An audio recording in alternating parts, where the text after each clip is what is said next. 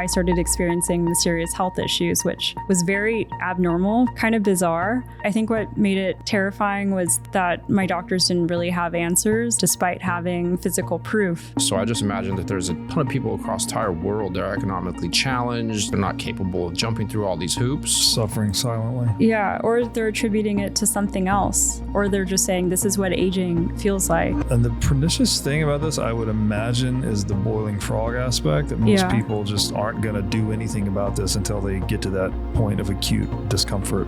These are very intelligent biological organisms that did co-evolve with us, and they know how to hack our biology. Yeah, it sounds to me like almost anybody who is having cognitive issues, the first thing that they should do is figure out if they're getting hit by toxic mold. There's a little bit of an ego check in there, right? That you're thinking, oh, I can handle it. And I've been through that too. Like, I'm just working really hard.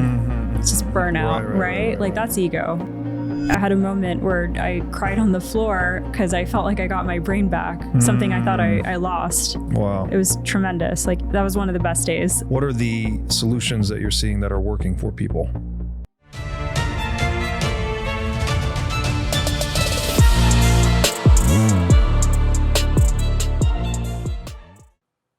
Ariana. Hi. So good to have you here. Thanks for having me. I'm really excited to hear about your personal health journey and how you got into the business that you're in. I've been on my own personal health journey, so I'm really excited to learn about what you've been through.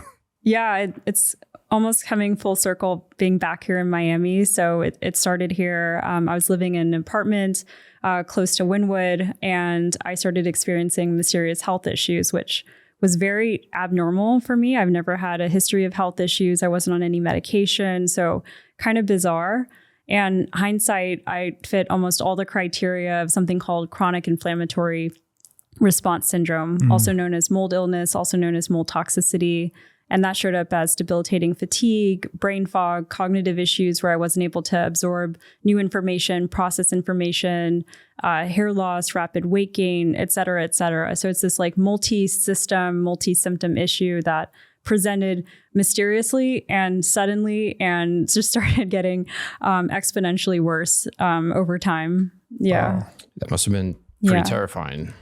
It was a surprise. And I think what made it terrifying was that my doctors didn't really have answers, and they were questioning the legitimacy of the symptoms, even despite having physical proof, right? Physical proof of the weight gain, of the hair loss, of being in bed several hours a day when prior I had so much energy to just do everything I wanted to do. So, wow. Yeah, a little disappointing. And were you losing clumps of hair, or was it just like excessive hair coming out in the shower? Both. And it was I actually used to have long hair and cut it short just because it was just easier to support that with the hair loss I was experiencing. Wild. Yeah.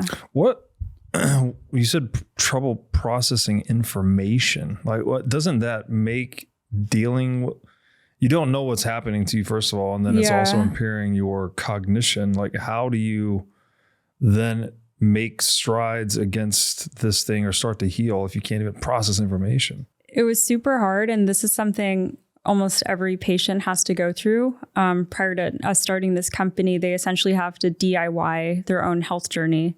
And a lot of the information online is just really hard to access. Like it's written by very academic doctors and medical professionals and scientists in the space. So what you see in these Reddit and Facebook forums are people trying to make sense of these very complex subjects and trying to make sense of what's going on with their health. But it took a lot of effort just to be able to process all those publications and information online and meeting with different experts and trying to make sense of what was even going on because I wasn't getting answers through mainstream medicine. So you kept digging yourself.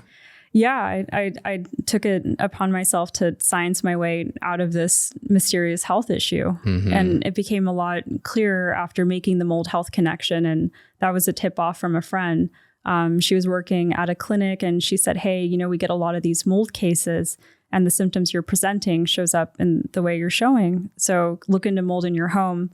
And then we discovered 35,000 spores per meter cubed, which, by the way, most medical informed remediators and inspectors I discuss this issue with say 500 is usually that cutoff. You want to get a control from the outdoor air to really make that comparison. Some days in Miami, it could be 2,000, but 35,000 coming from the HVAC system, that's a 70 lot. times the safe limit, if the safe limit is 500. Correct. Yeah. And it's not just the mycotoxins or the spores that are detected in these air samples. There's possibly 30 to 100 times more of these fragments that aren't even detected in these air samples. And that includes fragments of the mold species. It includes something called beta-glucans. It includes something called mannins and different bacterial species like actinobacteria. So there's a lot that these air spore traps aren't even capturing. Wow. Yeah. Were you like, okay, so you start suffering the symptoms, you don't know what's going on. Like how long was, I guess, that period before your friend gave you the mold tip off? And then were you seeing visual signs in your home of the mold? There was an earthy, musty odor right when I moved in. And I actually thought it was cigarette smells from a neighboring unit. And I was pinging the front desk like several times, like, hey, there's a weird smell. It's really unpleasant. I'm having shortness of breath coming into the unit. I was even coughing a bit. And those two are also signs as well. And in terms of how quickly I discovered the issue, I was really proactive with my health. I was constantly speaking to doctors, looking online, asking my friends. So I was only in the unit for 6.5 months, but then developed this, what is considered a chronic response to the mold. Wow. Yeah. And how long was it until from after you moved into the unit to where you started to have serious symptoms? Serious symptoms occurred in the last 2 months. And prior to that, it was these more mild symptoms. It kind of shows up like the boiling frog. So you start to have multiple symptoms that seem pretty general. You may dismiss it. You may ignore it. You're like, okay, well, I'm going through a funk. Maybe it's burnout. Maybe it's stress. Maybe this is just what getting older feels like. And then there comes a point where you're like, no, actually something's really wrong. Mm-hmm. Wow. Yeah. How did your actual journey to healing begin then? So you identify mold as the culprit. I assume you got it tested. You mentioned 35,000 units. Like, what was it, a certain species? Like, tell me about the discovery process. Yeah. And how did you get the test done? Because it was probably not like an Amazon at-home test, right? Yeah, we usually advise against the at-home agar plate test, which you might see in an Amazon marketplace. If you're going to DIY the home inspection, then you would do something called a dust test. And that's typically what these medically informed inspectors and remediators do. And that's just an easy Swiffer pad. It's called an ERMI or a Hurts Me Too. So these are more specialized, usually for inspectors, but I see consumers buying this over the counter as well. So that's one thing. And then for your other question, given how much mold there was, and it was Aspergillus and penicillium found throughout the HVAC system, it seems like, and the telltale sign, hindsight, that I would look for today in a new home is a lot of dust on the vents and usually dust throughout the HVAC system. So dust is organic matter. It has carbon. That's mold food. So mold can feed on that, especially in these higher humidity environments.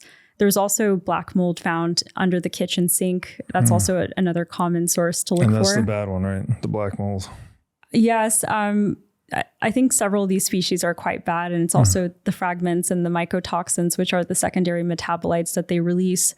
So there's a lot in the air that you can get exposed to when you have a water damaged building. It's often hundreds of microbial species and their fragments that you're inhaling at a time. And not just mold, bacterial species as well. Yeah, so actinobacteria is something that's trending. There's even cyanobacteria, which is actually coming from the outside. So coming from lakes that have films on it. It's actually an issue in Massachusetts where I'm currently living. So you can have these invisible species in the home that you're breathing, and you take 20,000 breaths a day and you don't have an air filter. You don't have clean air. Now your lungs are filtering that air. Wow. Yeah. So I opted to move out because I was quite sensitive to my environment. And it took me a few months to find a clean home. So I was hopping around to these different places. And originally in Miami, I wasn't able to find a clean environment here that I wasn't reactive to. So then I ended up just moving to my sister's place in Texas for a bit just to restabilize and be in a clean environment because I wasn't reactive to her home. And were you doing tests as you're looking for places? You're like, hey, I want to go check out your apartment and I'm going to bring in this wipe kit and I'm going to send it off. And yeah, I wish there was something that was faster responding than what's currently available in the market. So those dust tests, you can expect a 5-day turnaround to get the kit, wipe it down, ship it there. Their lab analyzes it with something called MSQ PCR. They identify the different fungal species and the quantity. So it takes time. But I was so reactive. I was feeling it within the first few hours of being in these environments. So yeah. So I had to often move out in the first day, or sometimes I would stay for a week and then start feeling reactive. So it really just depended on the home I was in. Yeah. And so you're listening to your body in these spaces. Yeah. Did you discover that you are especially sensitive to this, or is it normal for people to be that reactive? Yeah. So there is a genetic susceptibility concept. It's something that's called HLA-DR haplotypes. And this ties into some of the research we've acquired and we're advancing now in MoldCo. So it's based on over 30 years of research, Dr. Shoemaker's research. He's our founding physician. But he identified that the patients very frequently had these genetic susceptibilities, and it would show up in over 90% of the sick patients he would see. And these genetic susceptibilities track to about a quarter of the US population. So I'm an 11-352B. So those are 3 alleles, and I'm particularly susceptible. I'm not one of the worst ones. So there are worse genetic susceptibilities, but yeah, I'm part of the 24%, an 11-352B. And so if you're not then genetically susceptible to these toxins, what does that mean for people that are living in these, let's say, the same situation you're living in? Does that mean they would have, it's still not good for them, but they're not displaying symptoms? Like, what does that look like? Yeah. And here's what we know today. It's approximately 5% or so. These are early numbers because this is an emerging field of these patients that don't have the genetic susceptibility that end up getting sick. So just because you don't have it doesn't mean you won't get sick. But what happens with these patients that don't have it, and again, this is what we understand today, they're able to detect these threats, and their body, imagine your body's a castle and you have these invaders coming into the castle. The invaders are the microbial species in the air. The castle is able to have guards that recognize the invaders and push them out or deal with the issue somehow. For the 24%, about a quarter of the population that does not have that, the invaders come in, they're not recognized. Maybe they're dressed like the guards, but the castle can tell something's wrong. So then there's alarm systems going off. So these alarm systems are the cytokine storm. That's the inflammatory response. So it's this unregulated alarm system going off, alerting something's wrong, but you're not able to do anything about it. So you're not able to clear out the issue. And it ties into something called an antigen presentation issue. So the body's not able to identify what that is, what these biotoxins are. Is that related to autoimmune conditions at all? It sounds like similar. Some of our patients do end up developing autoimmune conditions, but it's a little bit different than an autoimmune condition. So a lot of these patients develop a gluten sensitivity. That's really common. Yeah. Well, I definitely had that. I mean, I'm 39 now, but around 27, 28, 29, became very sensitive to gluten. I was also living in an apartment in Santa Monica, and I wonder if that had something to do with it. Like, just a place on the beach. It was old, built in the 60s. Almost, it was rent controlled. So they had like almost no incentive to upgrade or maintain the property. Oh, wow. And so now I'm thinking, probably almost certainly had a mold issue. Did it have an odor as well? Like, it's often like an earthy, musty odor. Yeah, you know what? I think it did slightly. Yeah? Yeah. Okay. Yeah. Yeah. I mean, there are so many ways water intrusion can happen beyond a full-blown flooding event. Yeah. Yeah. It can be as innocuous as you have a nail head loose on your roof and then you have rainfall. And then you can have water intrusion that enters your home that way. It can literally be just that. And that's all it takes. Water getting into the structure of the home, which is like almost inevitable. Yeah. Or it can happen during the construction phase. The building materials are left outside in the rain. They're not protected. That's organic matter for mold to feed on. And now you're having a building pre-baked with these materials. Or you're laying down the concrete flooring. The concrete's still wet. you lay down your vinyl, the LVP, and now you have a mold issue under your flooring, and it's a hidden mold issue. Wow. Yeah. And so you're breathing in the spores, right? Yeah. And are the spores themselves loaded with toxins that cause an issue, or is the spore then coming into your lungs, which is going to be a very humid environment? And is the spore attempting to turn into mycelium inside the lungs? Like, do you understand the process? Yeah, it's a little different. So, so imagine having air that you're breathing, and there's just a lot of these different microbes in the air. Spores are part of that. Fragments of the microbes are part of that. You're breathing that in. It's going into your airway and then into your lungs. That's then crossing over into the bloodstream. So that's an issue. You could be breathing pieces of mycelium that's like breaking apart. Yeah, and it's also the bacterial species. It's fragments of their cell walls. There's a whole microbial stew that's occurring in a water damaged building that you're then inhaling. Wild. And that's less of a problem in areas that are really dry. Let's say Las Vegas as an example. It's hard to tell. It really just depends if there is water damage. For example, if there is a pipe break and there was a leak, that can be an issue too. But in terms of a pervasive issue, like kind of what we see in Florida, where it's high humidity, subtropical weather, it's more prevalent. But it can happen anywhere as long as there's water intrusion, organic matter, often lack of airflow. Crawl spaces are a really big issue as well. If you have a crawl space, I would definitely look into potential mold issue. Yeah. And so we're breathing this stuff in just outside here in humid places like Miami. Yeah. And that could cause some of these symptoms just at a lesser level, right? Because you said, I believe it's 500 or below is the threshold that's safe, and it's 2,000 outside in Miami. And then in your apartment, it was 3,500 or 35,000. Yeah, it's usually a collection of things. So there has to be usually, like, it depends on the person and how, if they're immunocompromised or not, if they've had a long history of exposures or not. But if you're in the building that's water damaged and it has microbial growth for an extended period of time, for some people that can be a 1 or 2 month time frame. For others, it can be 3 years. And then you start to experience symptoms onset, like just being outside in the air. Most likely not problematic for most people. I have heard anecdotes of some people not even being able to travel to certain geographies. They're considered the mold avoiders on these online communities. That's the exception. That's not the rule.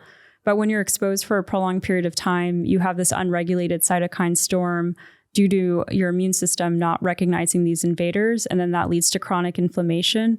Then you become more sensitive to your environment. There's a threshold that gets crossed usually for these patients. So there's good ways, you were saying, to basically test the home to see if it is crossed that threshold of mold infestation or whatever the term is.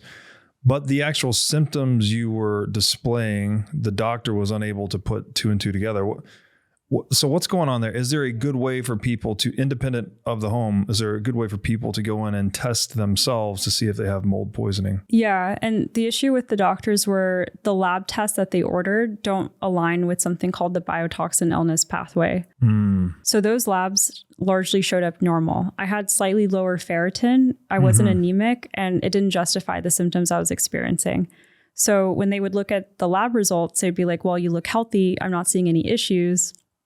They would order imaging, like I did an MRI imaging scan, and that looked normal. Like there weren't tumors or anything. So with their current diagnostic filters, they're not able to identify what the core issue is. The specific lab tests that do detect this, and it's more of a checklist process. You have to have environmental exposure. You have to have the symptoms that we see in the peer-reviewed published literature. You have to have the dysregulated labs. It's specific markers that aren't often tested for, even with an immunologist or allergist. So they're just not even looking for the right things. Yeah, they're not looking for the right things, and they don't have the right training to identify the issue. And it's also a mystery because it's several systems. And if you're going to a neurologist, they're focused on one system. They're not focused on your holistic set of systems. Right. Yeah. Yeah. The hammer looking at everything like it's a nail sort of thing. Yeah. What then? So how did you get to that point of discovering, well, you said the biotoxin pathway? Is that what it was? Yeah. So this ties to Dr. Shoemaker's research, which is the only evidence-based approach in the field. I think there's a lot of naturopathic solutions here that don't really have a lot of evidence backing, even though some of the anecdotes are compelling. Mm-hmm. So this is the only evidence-based approach from scouring the literature and looking at all these different things and speaking with experts. And what he mapped out that pathway I described earlier with the castle and the invader. So that's core to his research. He coined something called chronic inflammatory response syndrome. He identified something called the symptom cluster. So the specific symptoms that present like the abdominal pain and issues and GI issues, the neurocognitive issues, et cetera. Like he has that fingerprint for how this shows up in patients. He identified the biomarkers that are key, some of which are called TGF beta 1, MMP9, MSH. So these are consistently dysregulated in these patients. These markers are consistently elevated or really low. And he also came up with the solution as well. So having the treatment approach, where we're seeing a reduction of symptoms, sometimes complete resolution of symptoms, and we're seeing a re-regulation of those biomarkers back to normal. So that's the foundation of his research. So the test, the specific test comes through this doctor as well for these symptoms? You can actually order these labs through LabCorp. Okay. Yeah, it's readily available. And what is that called? What is that test called if people want to order that? Yeah, and we do this at cost, by the way. Yeah. So we have a $99 lab panel that has TGF beta 1, MMP9, MSH. So just so people can get access to answers. I think there's a lot of education and awareness that this patient population needs. Yeah. So that's available at cost. We have something more expensive, like a more complete lab panel that's not at cost, but I would say that's more nice to have than need to have. So that includes the TGF beta 1, MMP9, MSH. And we often see upregulated TGF beta 1, upregulated MMP9, and downregulated MSH. So that's the pattern that we're looking for. iCoin Technology has released a slick new hardware wallet. It looks like a mini iPhone with a high-res 3-inch touchscreen and camera on it. The device has no Wi-Fi, no cellular connection, and no GPS. It is an air-gapped hardware wallet which uses QR codes and a camera to communicate with the Bitcoin network. It has a built-in camera which is required for air-gap operation, and it has an optional Bluetooth compatibility. It's really a brand new user interface and user experience for a Bitcoin hardware wallet. iCoin makes self-custody accessible, easy to use, and non-intimidating. It even comes with an optional custom iCoin thermal printer, so you can print out the private key and its associated QR code when you're setting up the wallet. This makes setup quick and simple. Also, it is easy to restore the wallet just by reading the seed phrase QR code with the wallet camera. And as we always talk about on this show, the only way you can truly own your Bitcoin is by having it in self-custody. So you need a device like the iCoin wallet to truly own your Bitcoin. So go to iCointechnology.com/breedlove today for 30% off the purchase of this sleek new hardware wallet. Again, that's iCointechnology.com/breedlove. If you're anything like me, you understand that Bitcoin is something we can use every day to connect, to collaborate, and to build stronger, freer communities. As true Bitcoiners, you all know we are each responsible for onboarding more Bitcoiners. That's why I chose to partner with Cowbolt, an expense splitting app that settles in Bitcoin.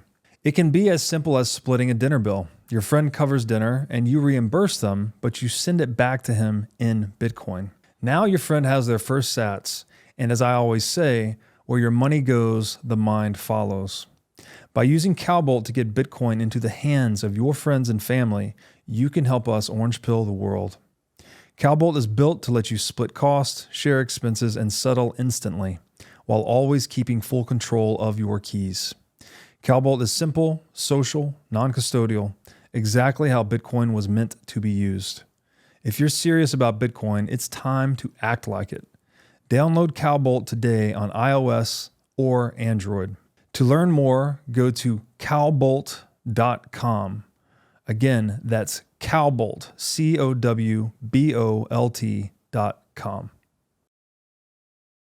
I was going to ask a question, changing gears a little bit. Do you have any other questions about the actual testing? No. I wanted to ask about the emotionality of all this. Like, what was the feeling? I know from my own personal experience, it's been an emotional roller coaster. Like, you really think you're on top of it sometimes and you're getting better. And then you might realize that the solution you found is really just kind of a Band-Aid for the symptoms, and you're still dealing with other things. And so, it's been like a lot of, you think you found the answer, then you feel hopeless again, then you find something else. And like, been a lot of that. I don't know what your experience has been like. Yeah, I was basically depressed. Like, I was doomlining my life. Like, okay, I have all these health issues now. All the things I wanted to achieve are off the table. And I still feel set back. Like, I felt like that set me back at least 3 years, and I'm still catching up. So very emotional. So like throughout you were depressed the whole... Yeah. I mean, I thought that was my life, and I've never identified as a sick person. I've never had health issues. And I'm like, okay, I'm now going to have to manage a chronic illness the rest of my life. Yeah. Yeah. It was awful. So I do have a question. I have some basic understanding of Candida albicans, which is a major issue in America, and doctors aren't testing for it. It seems that that's like not talked about enough with people's brain fog and issues and whatnot. And it's my understanding that if you have a robust and diverse microbial ecology in your gut, that you're less prone to having Candida overgrowth or fungal overgrowth. Is there any correlation, or is there any parallels there with the fungal overgrowth that you can get in your digestive system to the stuff that we're breathing? Like, I kind of think about like people who lived in really humid climates. Are they breathing in microorganisms that are helping to have a healthy microbial ecology in their lungs that can help kind of sort some of this stuff out? Or is that not this? There's no parallel there. I'm waiting on the data for this. There's a researcher in the field that has around 400 longitudinal stool samples. So I'm eagerly waiting to answer that question. Anecdotally speaking with patients, they do claim to have Candida overgrowth. So I would say there is some sort of correlation, but I don't have firm numbers on that. Okay. Yeah. What was there a breaking point you reached? I mean, you're trouble processing information, feeling depressed, but you're still trying, right, to figure it out. Did you hit a rock bottom during this experience, or? I felt like giving up several times. And then I think there was a moment where I was like, what am I doing? Like, why am I in such deep victimhood with my life? Like, this is a choice to be this low and this down, and to have this vision for the future that's just not great.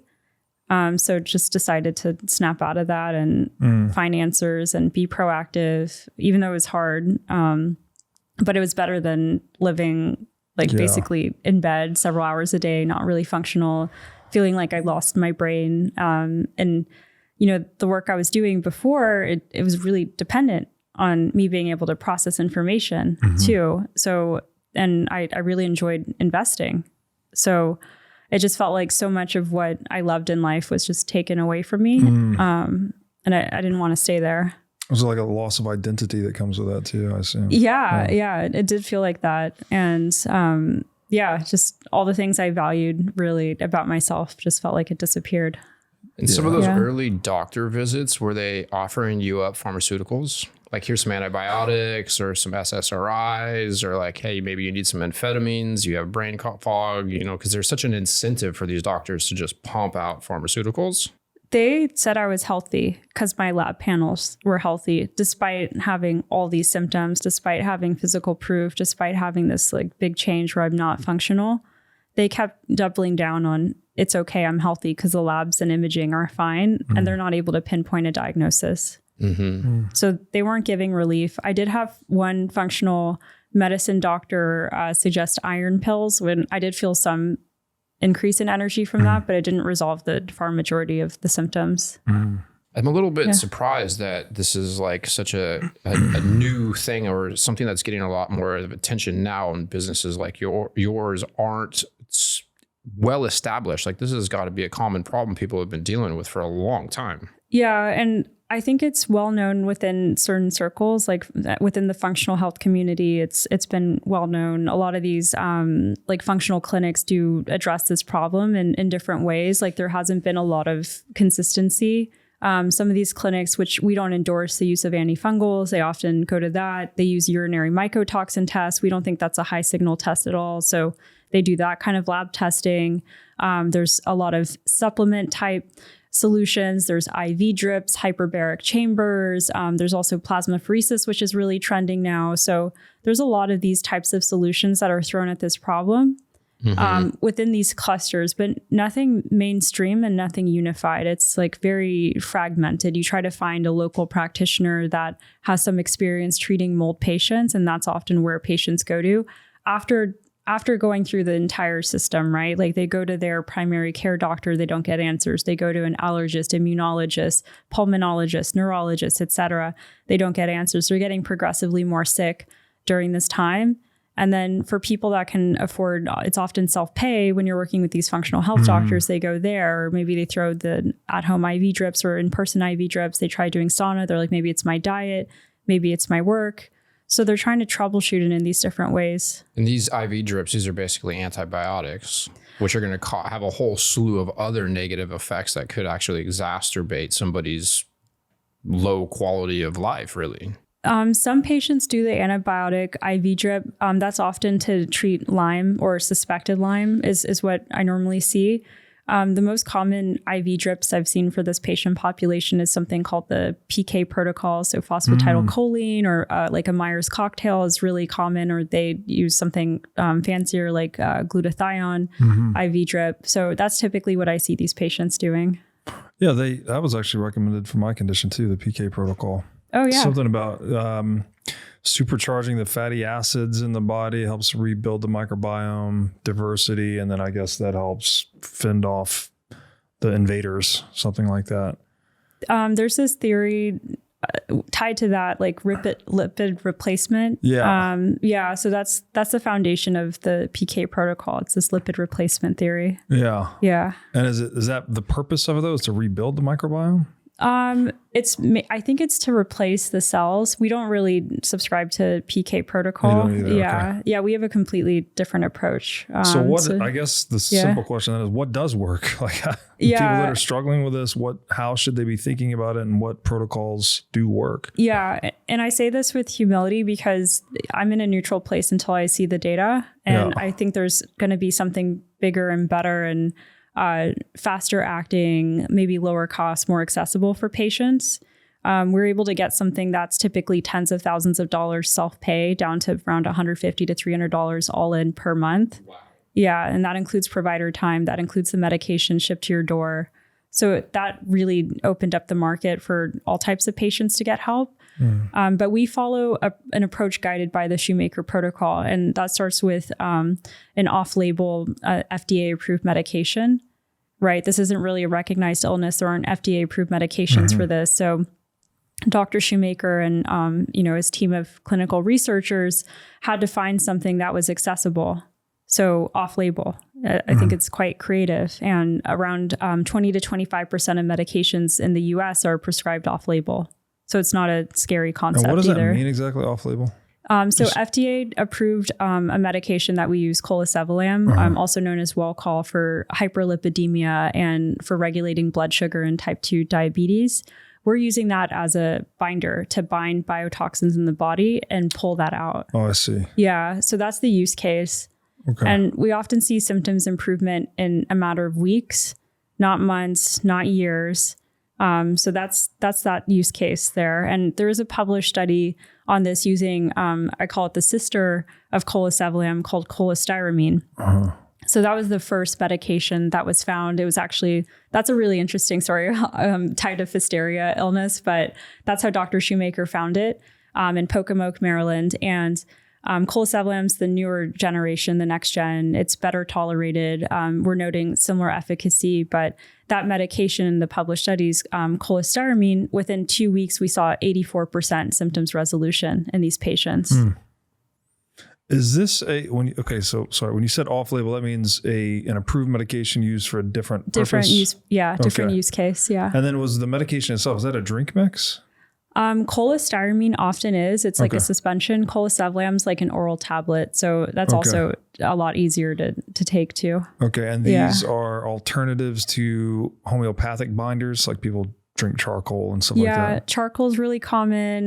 We also see clays like bentonite clays. There's like a whole long list of different types of natural binders. Some people, it just goes on and on. Yeah. We haven't seen any compelling evidence to support the use of natural binders. And anecdotally, right, like this is still an emerging field. Yeah.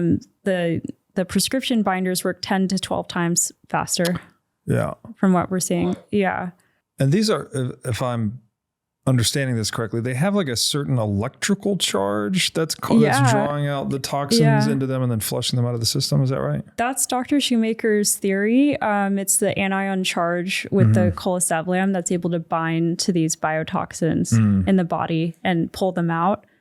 I think it's also possible that it's embedded in the bile acid somehow, and it's a bile acid sequestrant, so it binds to that and removes it from the body. Right now, the mechanism of action is speculation. Yeah. Why are those binders prescription only? Is there a risk to them? So they're FDA, colisablum, cholestyramine are FDA approved medication. So you have to work with a prescriber to get access. There's risks even with over the counter supplements. In terms of the side effects for colisablum, it's often constipation. So that's something that we monitor closely.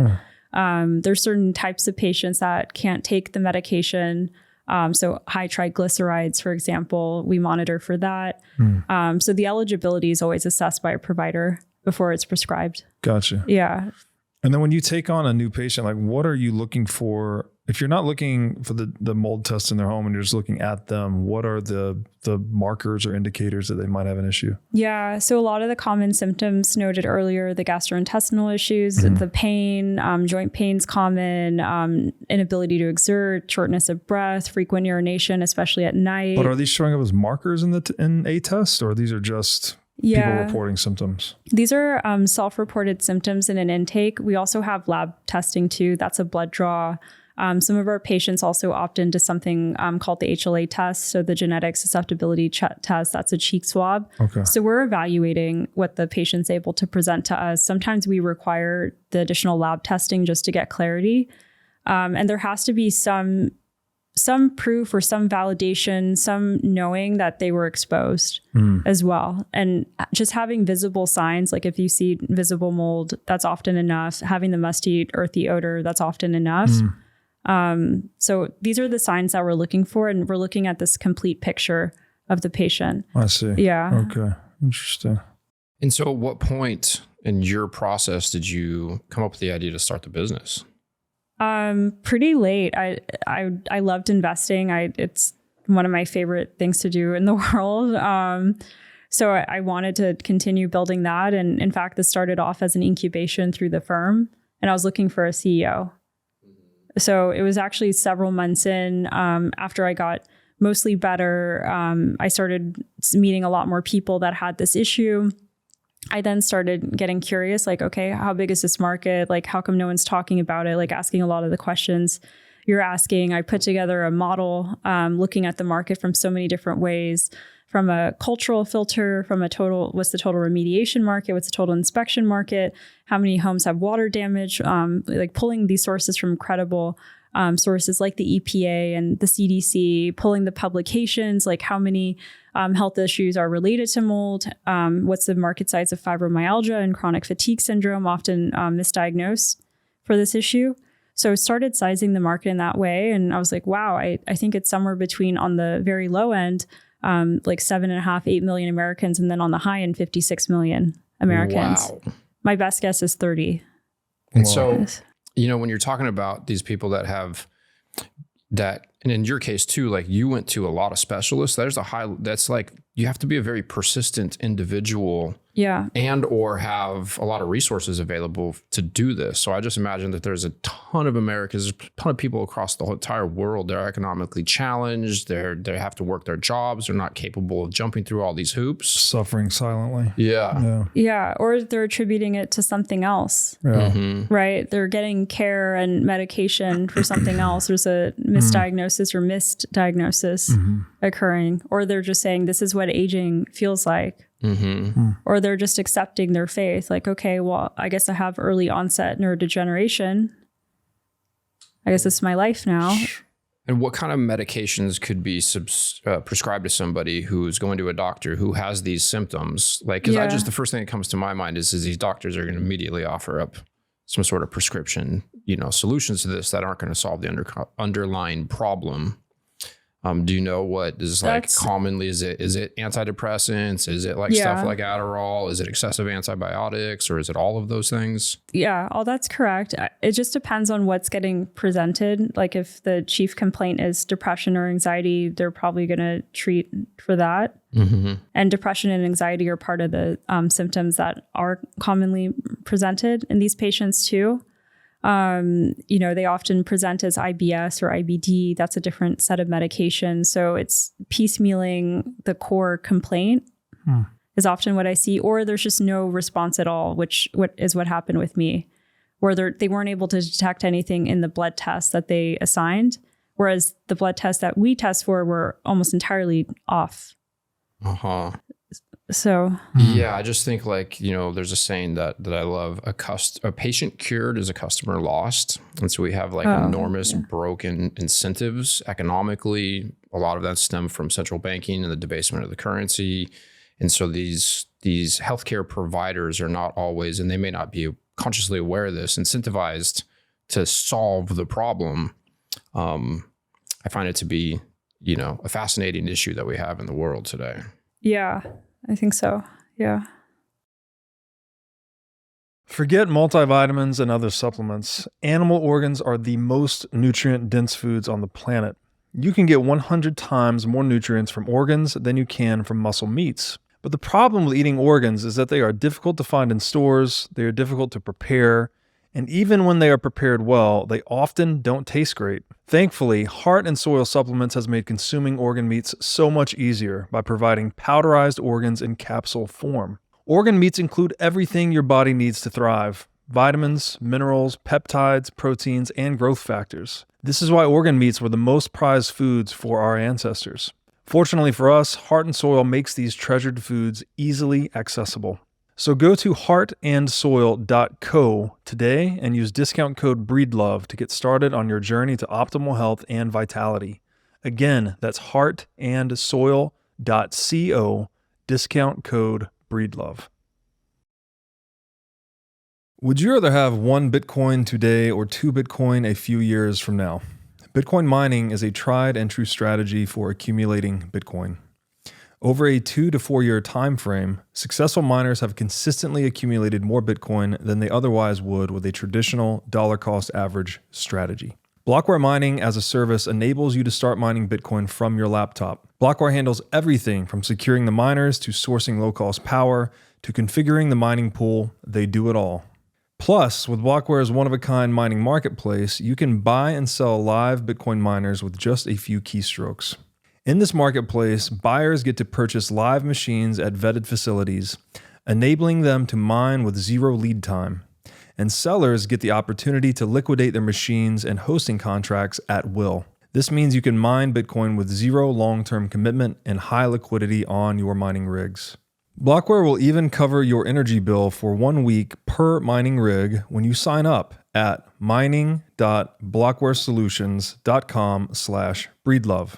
Again, that's 1 free week of Bitcoin mining at mining.blockwaresolutions.com/breedlove. And on top of this offer, you can also use code BREEDLOVE to get $100 off your first mining rig with Blockware Solutions. I guess tell me about MoldCo. Like, obviously, you go through this experience, you decide to start the business. you identified the market. You said somewhere around 30 million Americans. Like, what are the solutions you're offering? Like, how are you actually helping people solve this problem? I guess, first of all, identify the problem, which you've described some of that, but then also what are the solutions that you're seeing that are working for people? Yeah. And right now we're focused on two types of patients that have made the mold health connection, and then patients who haven't, but are curious. So there's actually quite a large set of the population that has already made this connection. They're suffering. There's tens of thousands of these people in the Facebook groups, on Reddit, looking for answers, being a DIY doctor, essentially trying to figure out their issues. And then within that population, there's patients that have given up or are unable to find solutions. So they live outside in a tent.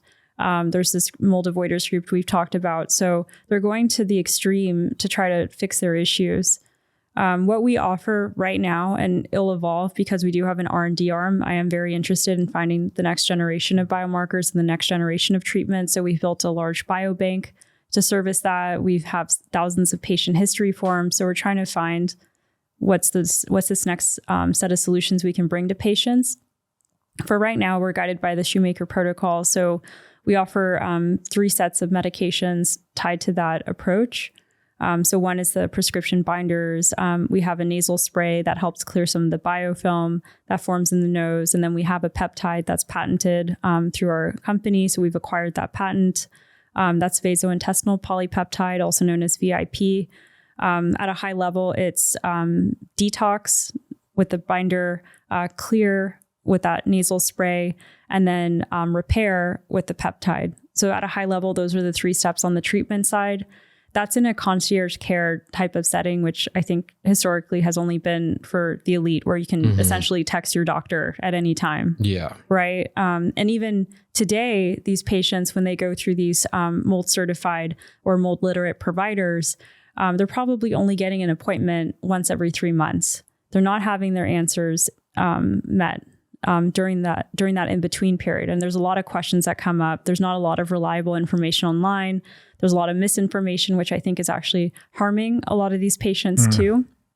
So you have access to our certified provider in a portal. The average response time so far has been 7 hours getting back to patients.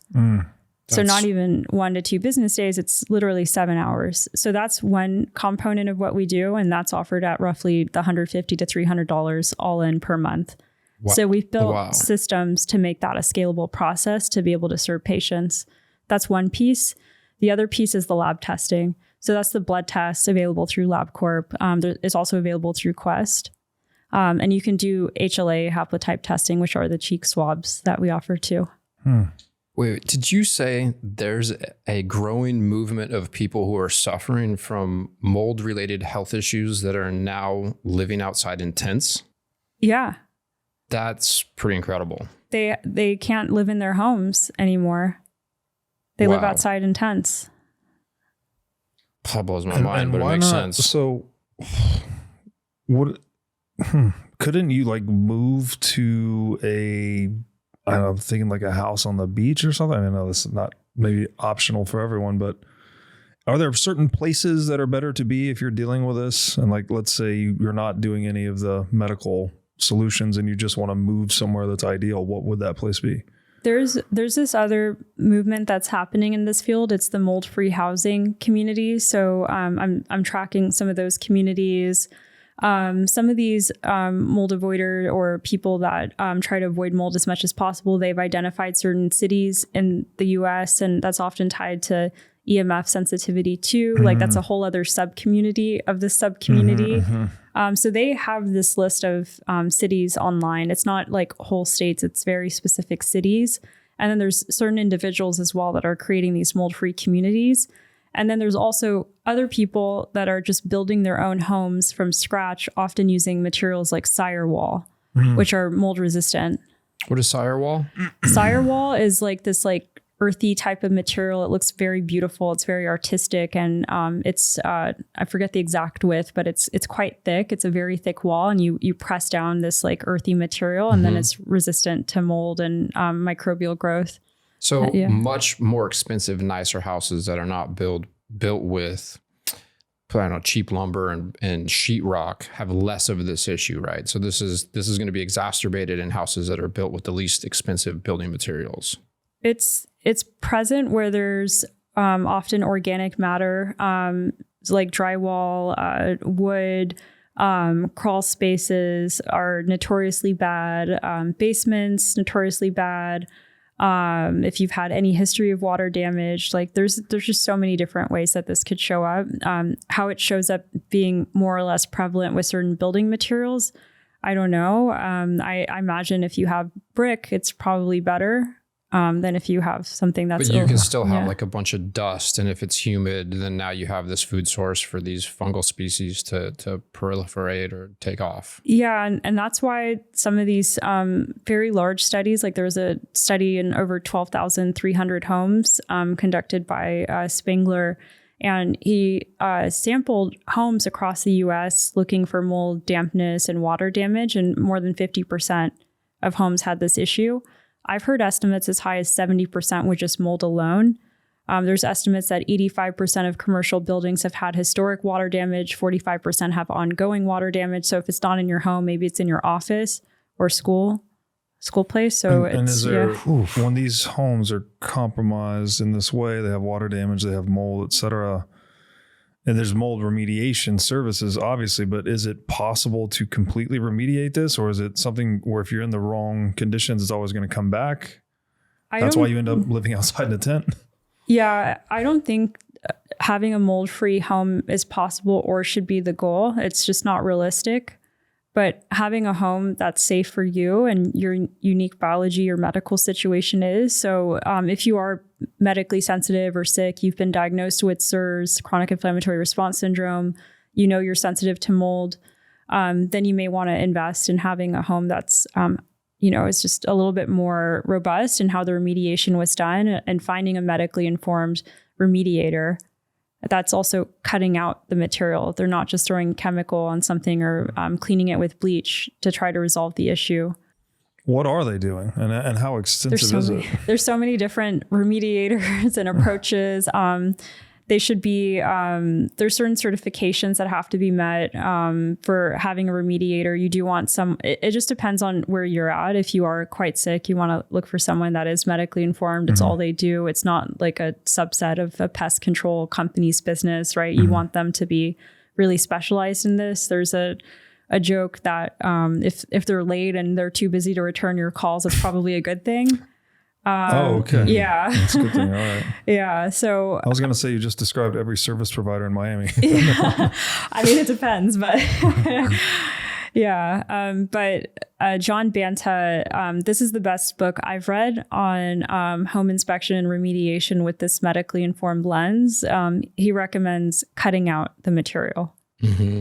Yeah, I was living in a house. This was, 10, 15 years ago in Northern California in Humboldt County.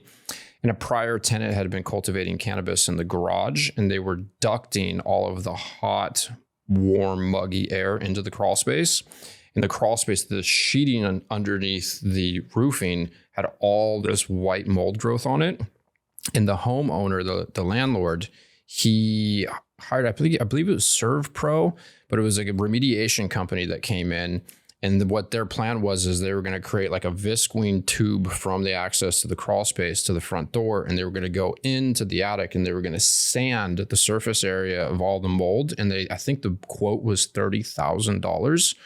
And I'm like, sanding this isn't gonna, that seems like it would potentially exacerbate the problem. And so I just jumped up there, put a Tyvek suit on it, a full face respirator, and sprayed a combination of bleach with soap in it.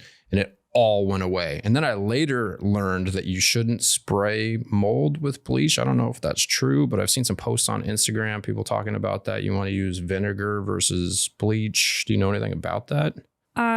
Getting into like too deep in the weeds with inspection remediation is a bit outside my wheelhouse, but the medically informed IEPs, they're called, that I chat with, do not use chemicals typically. Their preference is to cut it out. And they do small particle cleaning after, because having the carcasses, the dead bodies of these microbial species in the home can still be triggering, sometimes even more triggering to these patients.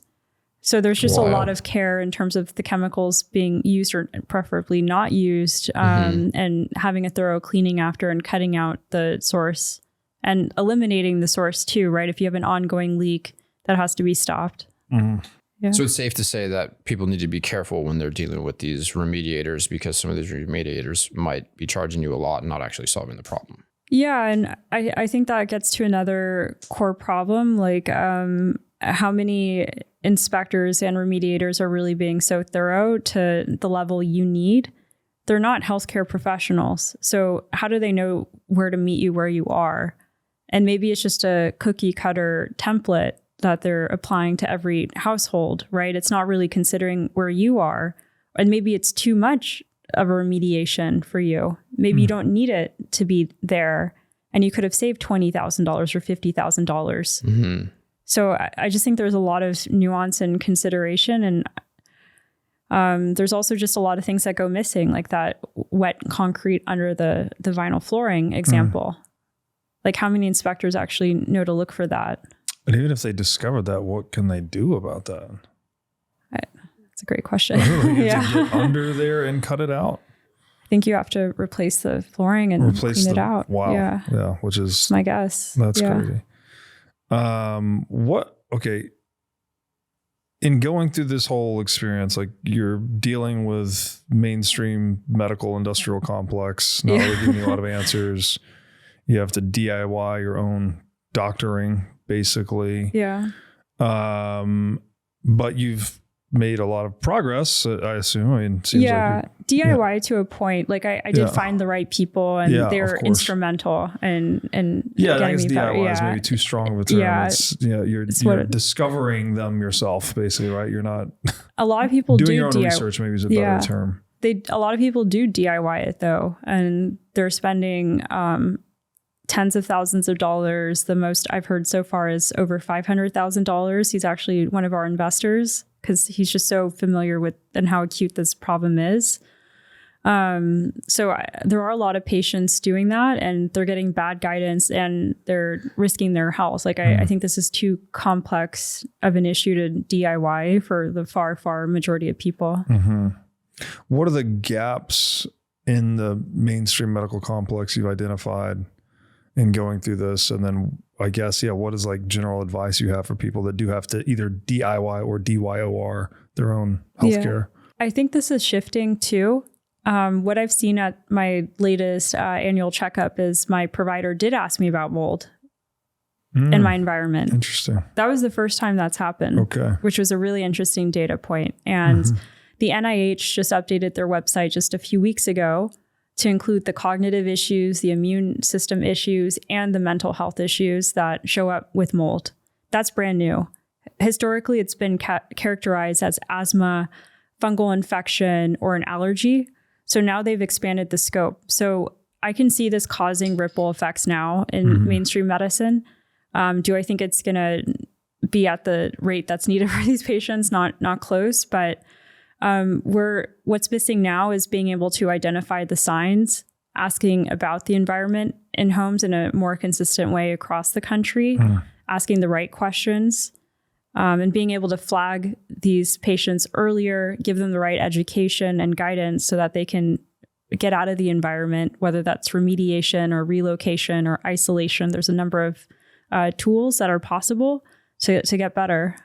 When you relocated to your sisters in Texas, is that what you said? Yeah. How was that a stark difference for you? Like, did you start to feel better once you got there? It took time with the folks in this genetic susceptibility bucket, which I'm in. They often don't get better right away. They are responsive to treatment, but it takes time. Yeah. So what was that like for you? Like you went there for a few months and then it's gradually started to get better? Like how? Yeah, I felt like I was able to stabilize more. I started taking the colesevelam at that time too. So that was the first thing you started to take? Yeah. Yeah. That's the binder, right? Noticeable difference for me within 2 weeks. For sure. I had a moment where I cried on the floor because I felt like I got my brain back, something I thought I lost. Wow. Yeah, it was tremendous. Like that was one of the best days. Wow. Yeah. That was the binder, right? That was a binder. Okay. Yeah. Wow. Yeah. What I really like about this whole story of yours is you had this monumental problem in your life that you'd have leverage to become an expert in an area that people really can benefit from. And then in turn, you've spearheaded a business to solve this problem, which is quite amazing. Oh, thank you. I almost accidentally, it just kind of snowballed into building this. It was a surprising turn. From. Yeah. Solving your own problems. What was that like? Like, so you feel like you've lost your brain for months, I guess, and then you get it back. Like, what is the actual internal experience of not having your brain and then having it back? Like, what is it? You just feel like you can't remember things, or what's going on? Yeah. I mean, specifically how it showed up. I had to read emails more times over to really understand what was going on. Okay. I had to go slower with work. I had to hire in help. So at this point, I brought in an assistant and put in more hours with our contractors, and really just relied on the people and the team more than I was used to. And I'm this almost hyper independent type, and it kind of was just like, wow, this feels very vulnerable, relying on so many people. It showed up as people would say words to me and I recognized that they were speaking English, but I didn't immediately pick up what they were saying. I didn't have that quick processing. Wow. I relied really heavily on audio visual. So listening to audiobooks more than reading, and it was really hard to read the publication. So it took several times reading those over to really understand what was going on. It was, listening to a lot of podcasts. I remember writing out notes multiple times over just to commit it to memory. So it was just extra exertion to get the same result. Wow. Yeah. So the auditory was better than the visual then? For me, audio was better. Yeah. Okay. Yeah. But not pre that you were preferred reading? I was fine reading. I was able to read quickly and absorb it. Video format was also really good. Audio, speech in real time was hard. With the audio online, I was able to repeat a few times over, and so it was just easier than reading. Yeah, it's just such a reminder of the things we take for granted. Just the ability to read and think, and I could see why. Yeah, I would also cry my eyes out if I lost that and got it back. Yeah. It's pretty important. Exercise too. I was doing HIIT training. I was weightlifting. I was active. I still haven't fully recovered my abilities to exercise. I'm doing pretty low, intensity. Low intensity yoga. No HIIT training. I'm walking on inclined treadmills, but I'm not running. How long ago is this? How long have you been going through this healing journey? Yeah, it's been some time. I moved into my apartment April 2022. I moved out at around October 2022. So I was in the unit for about 6.5 months. Started medication around December, may have been January. And then since then, it's just been continuous. And you think you're still not fully recovered? From an exercise standpoint, no. Wow. What, is it a lung capacity issue, or what's holding you back from the intensity? It's hard to exert. It's hard. I have some shortness of breath, and it just takes time, especially for this genetic type too. The 11352B, that's been mapped to longer term treatment, is what we're seeing with the early data that we have. But it's just taken time, and I'm just slowly building that resilience up again. So at first it wasn't even exercise. It was just movement. It's okay, let me just go for a walk. Let me just walk up this flight of stairs. And I was just getting winded walking up flights of stairs. And before I was just running stairs as a warm up. This was a really stark change that happened. So. And then do patients typically see full recovery? Patients that are in your genetic susceptibility group, do they see full recovery or? The data that we have so far is, so the published studies for the cholestyramine, we're seeing 84% symptoms resolution just from that step alone. The last step, the VIP, it's around 74% symptoms improvement. From Dr. Scott McMahons, who's our medical director, his patients, he said 90% of his patients end up having somewhere between a 70 to 90% recovery. So I wouldn't say it's 100%, but it's significantly better. Wow. Yeah. Incredible. Have you ever wanted to start a business in the Bitcoin space? If so, then the Wolf Startup Accelerator could be for you. Wolf is the first startup accelerator dedicated exclusively to businesses developing in the Bitcoin Lightning Network. 4 times each year, Wolf brings teams from around the world to New York City to work with like-minded entrepreneurs, pushing the boundaries of what's possible with Bitcoin and Lightning. The program is designed to help early-stage companies achieve product-market fit, develop their brand, secure early-stage funding, and grow businesses that fuel the global adoption of Bitcoin. Go to wolfnyc.com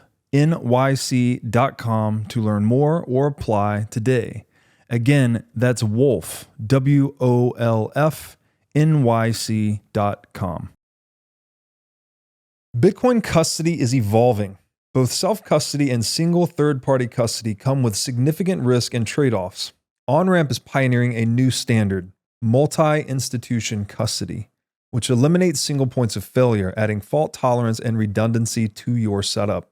Onramp secures your Bitcoin in a segregated cold storage multi-sig vault, guarded by 3 independent institutional-grade custodians, none of which that have unilateral control over your assets.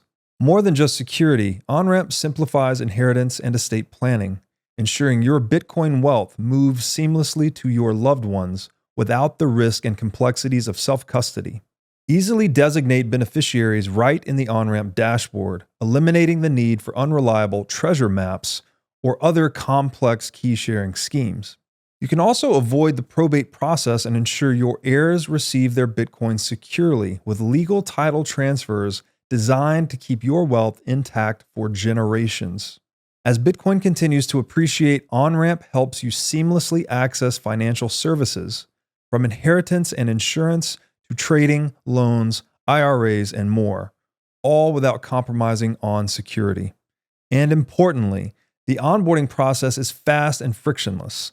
I set up my own Onramp account, and it was far easier than dealing with hardware wallets or traditional self-custody setups. The team walked me through everything step by step, making sure I had a secure, reliant setup for my Bitcoin wealth. Secure your generational wealth with confidence. Schedule a consultation with the Onramp team today at onrampbitcoin.com/breedlove. Again, that's onrampbitcoin.com/breedlove.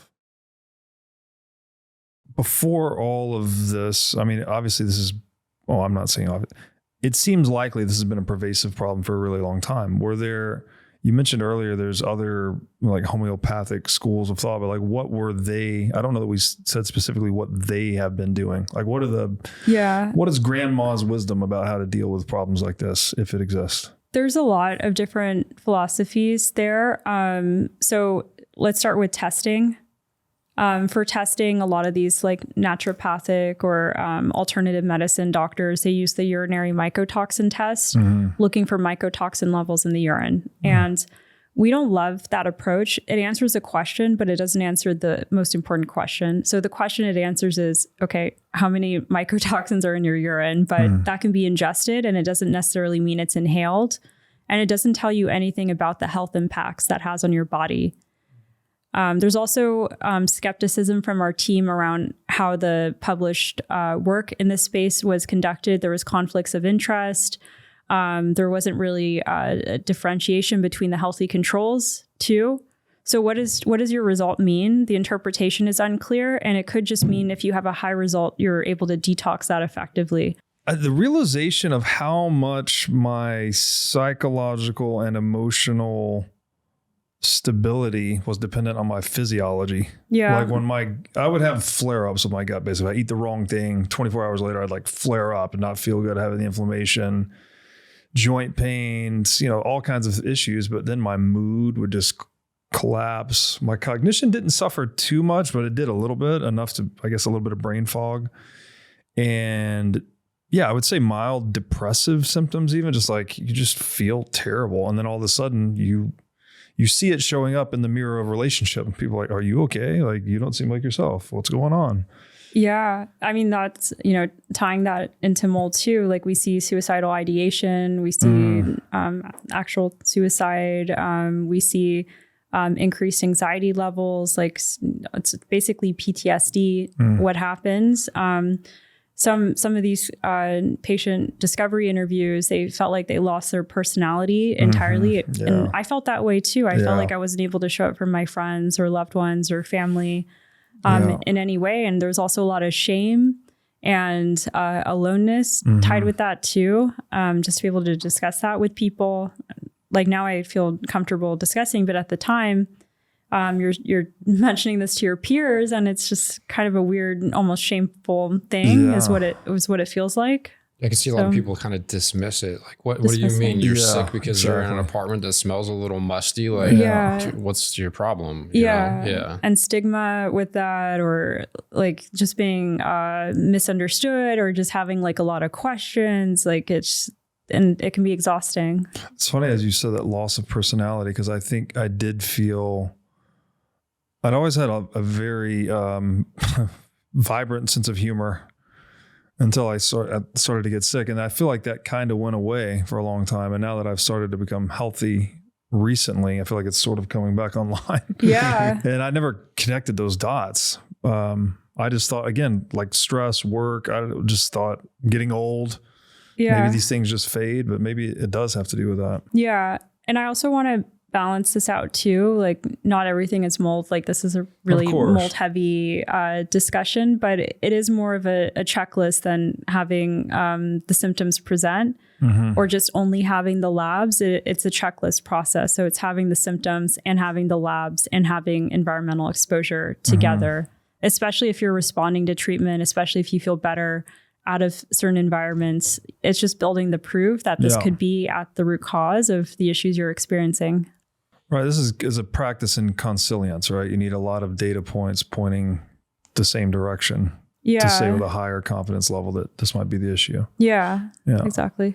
That makes sense. God, but we're just bombarded with so many toxins, glyphosate in the food, excessive sugars, high fructose corn syrup. People are consuming alcohol, taking antibiotics. By the way, you were talking earlier about the new threads, like we were shopping, and a lot of it was I've become more cognizant of the materials that my clothing were made of. And there's, these synthetic polymers or fibers are very low vibration, and apparently, linen, cotton, wool, these other things, silk, these are like higher vibration. Yeah. And so like, I don't know, like again, it might be overkill, but like I've been trying to be cognizant of what I actually wear and what I put on my body. Over the last year and a half, 2 years, I've dumped a ton of expensive clothes that's polyester based. Yeah.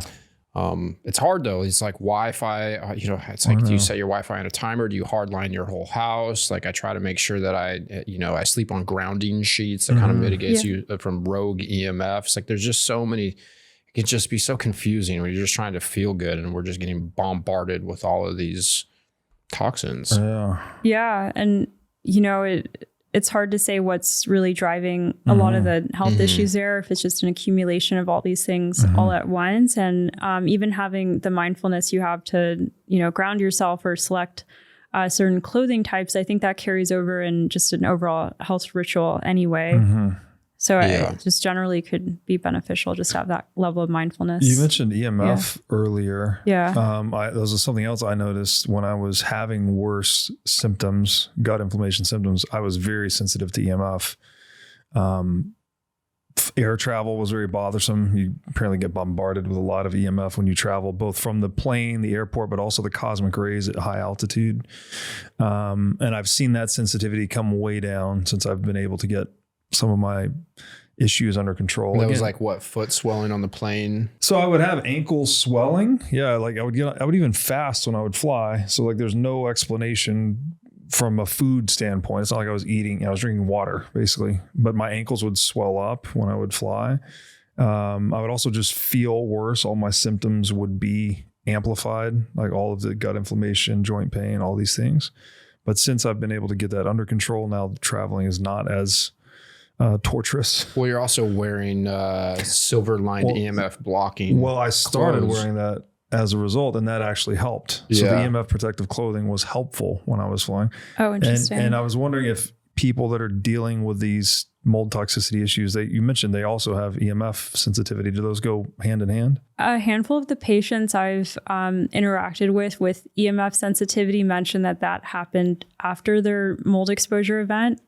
And I deeply questioned it at first. I just, I'm curious. I want to understand the legitimacy of it, but they would tell me anecdotes like, oh, I would just always know when there's a power plant nearby, or they would always just be able to detect these things. And their friends would be like, there's nothing nearby. And then they would find one. So there's, one-off stories like that. But I don't have a lot more information on this. I think it's a field that's emerging and we're still understanding. It is another one of those emerging things. For me, it was, we'd moved into a new house. I had a casita outside that my office was in, and I just put the Wi-Fi router right behind me. It was like 4 feet behind me, basically.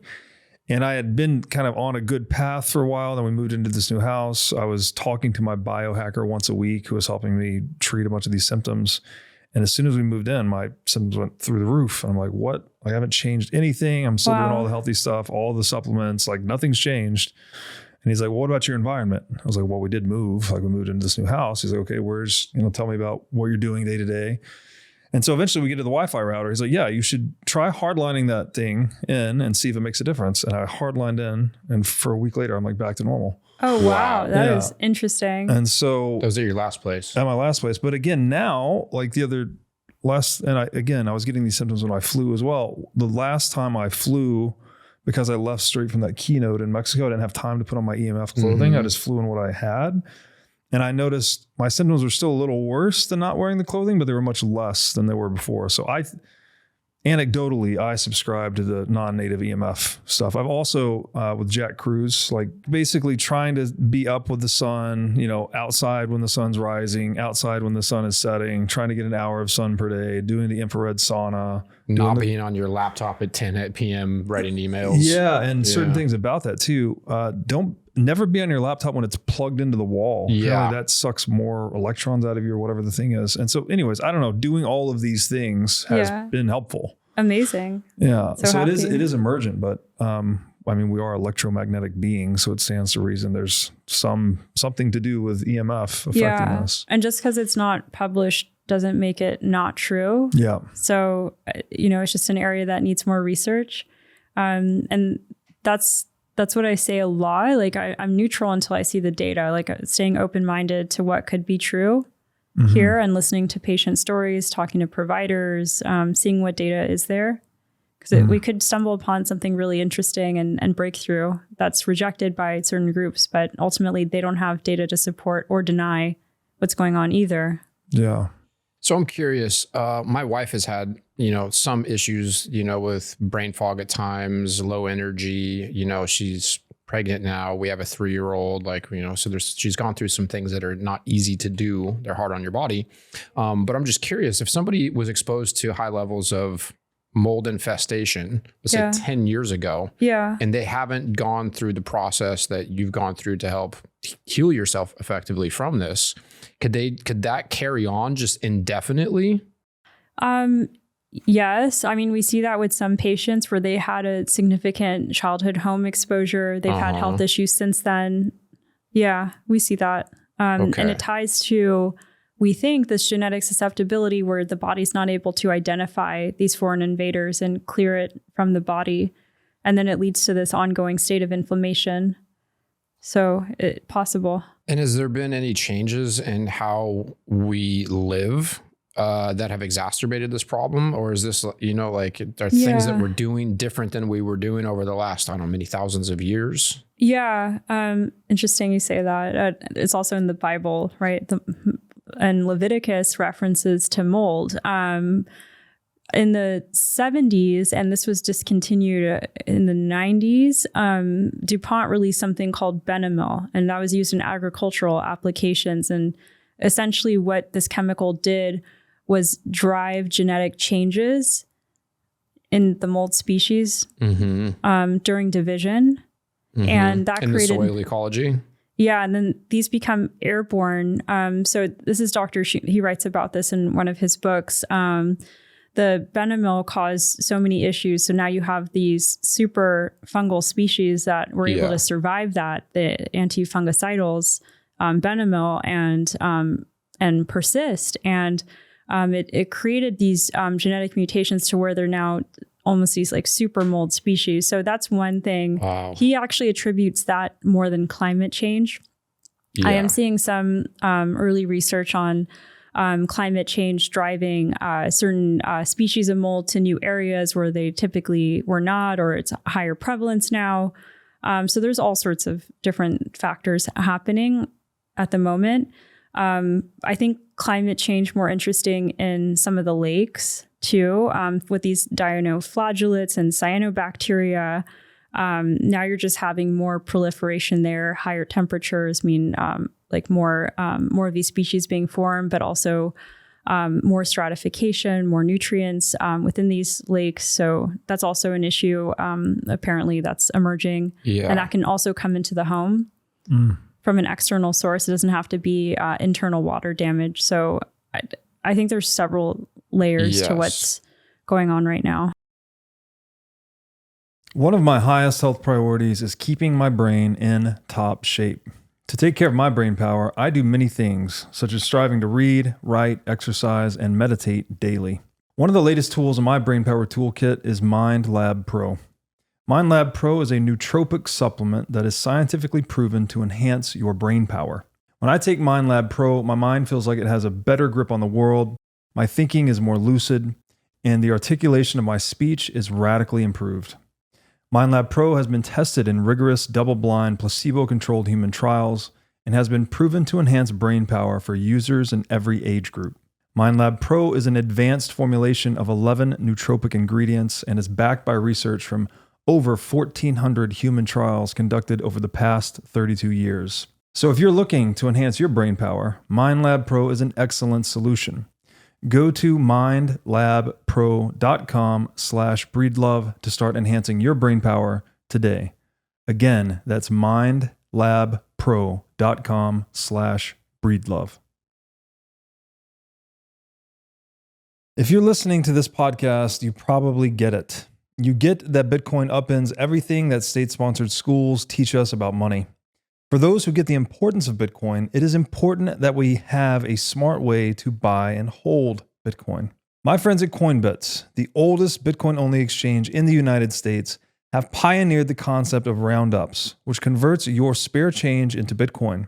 Simply connect your credit or debit cards, and your usual purchases are rounded up to the nearest dollar, letting you stack sats on every purchase without even thinking about it. Coinbits also provides a terrific self-custody experience. Connect a hardware wallet for automatic withdrawals into cold storage to minimize your risk and stay sovereign over your Bitcoin.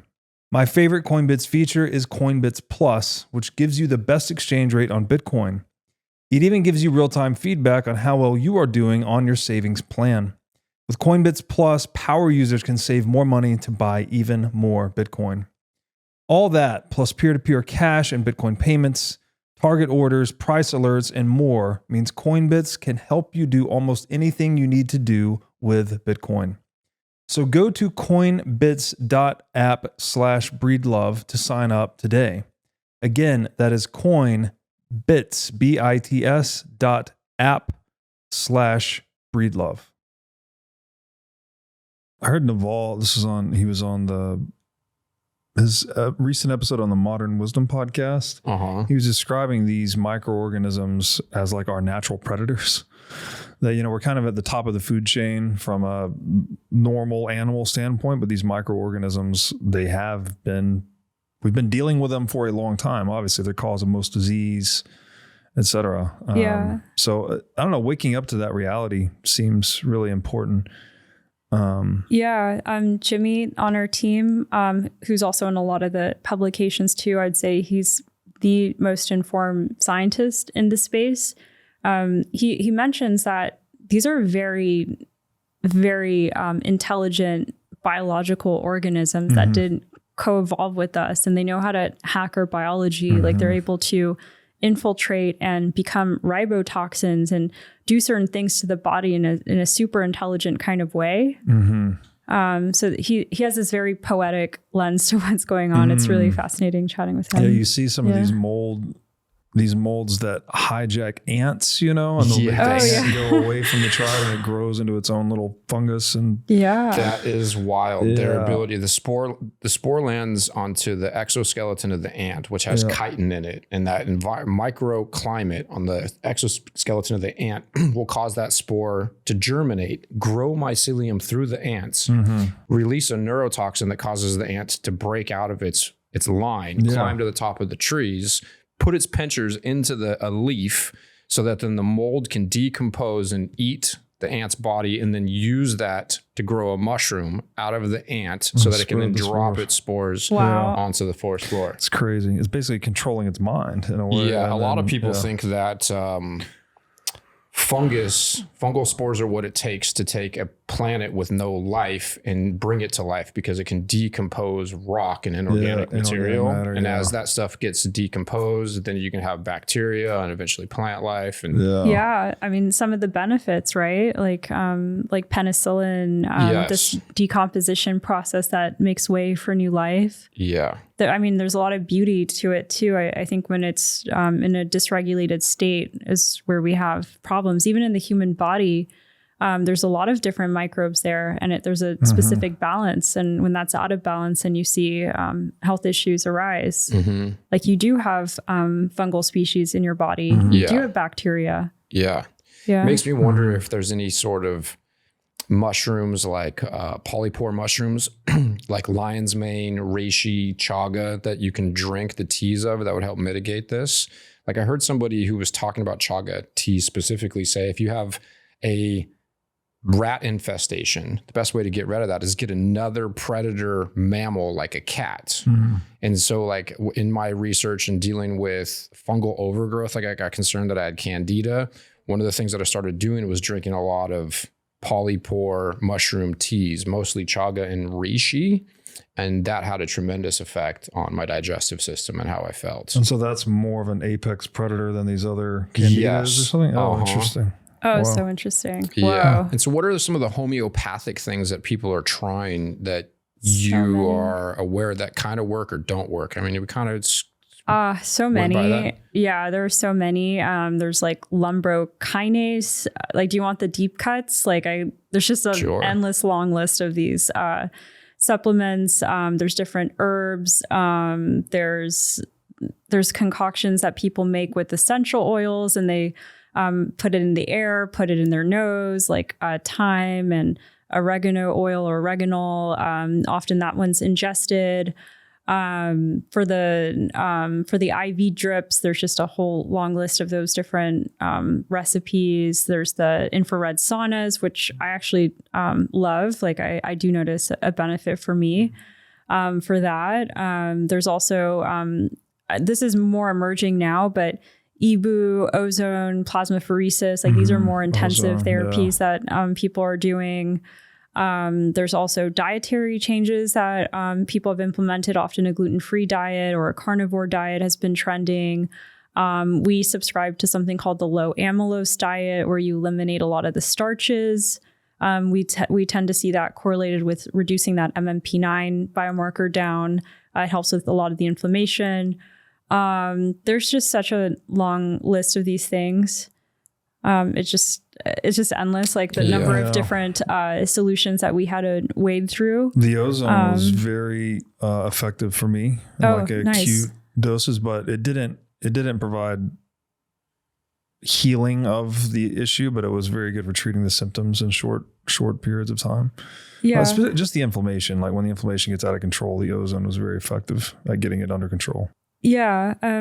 And we've heard really positive things from some patients, but then, really negative to neutral with other patients. So when we were looking for a solution for MoldCo, it was scouring the different approaches, looking at the literature, meeting with all these experts and seeing what was more reliable across the broadest set of patient types. So it's not knocking some of these things working for patients. It's just like what was the more reliable mechanism and where's the evidence. And we like that it was pretty silver bullet. Like a lot of these approaches were quite personalized. Like there's some research study, I think it came out of Macquarie University, and it's been emerging from a lot of the providers in the field that you have specific binders for specific mycotoxins detected in the urine.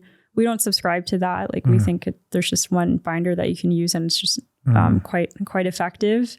So there's just a lot of different philosophies like that, and the use of antifungals or not, or eliminating EMF, or it just goes on and on. I guess the truth is we're just very early days in actually understanding biology in general, right? It's such a complex domain. Yeah. And we're still kind of coming out of this Newtonian hangover where we think, we live in a billiard ball atomic universe, and we haven't fully, I think, adopted or are acclimated to, might be the better term, the Einsteinian worldview that it's all energy, frequency, and vibration. And it's very complex. For sure. Like what's the emotional aspects of this driving the illness? Like a very traditional Chinese medicine approach. Like, is there truth there? Very interesting. Or acupuncture or Eastern medicine. I think we're seeing this resurgence happening there. And it's just, largely unexplored, I guess, at least not to the level of what we see with the FDA approved medications. Yeah, right? You probably will never see that, right? I'm so glad you brought up the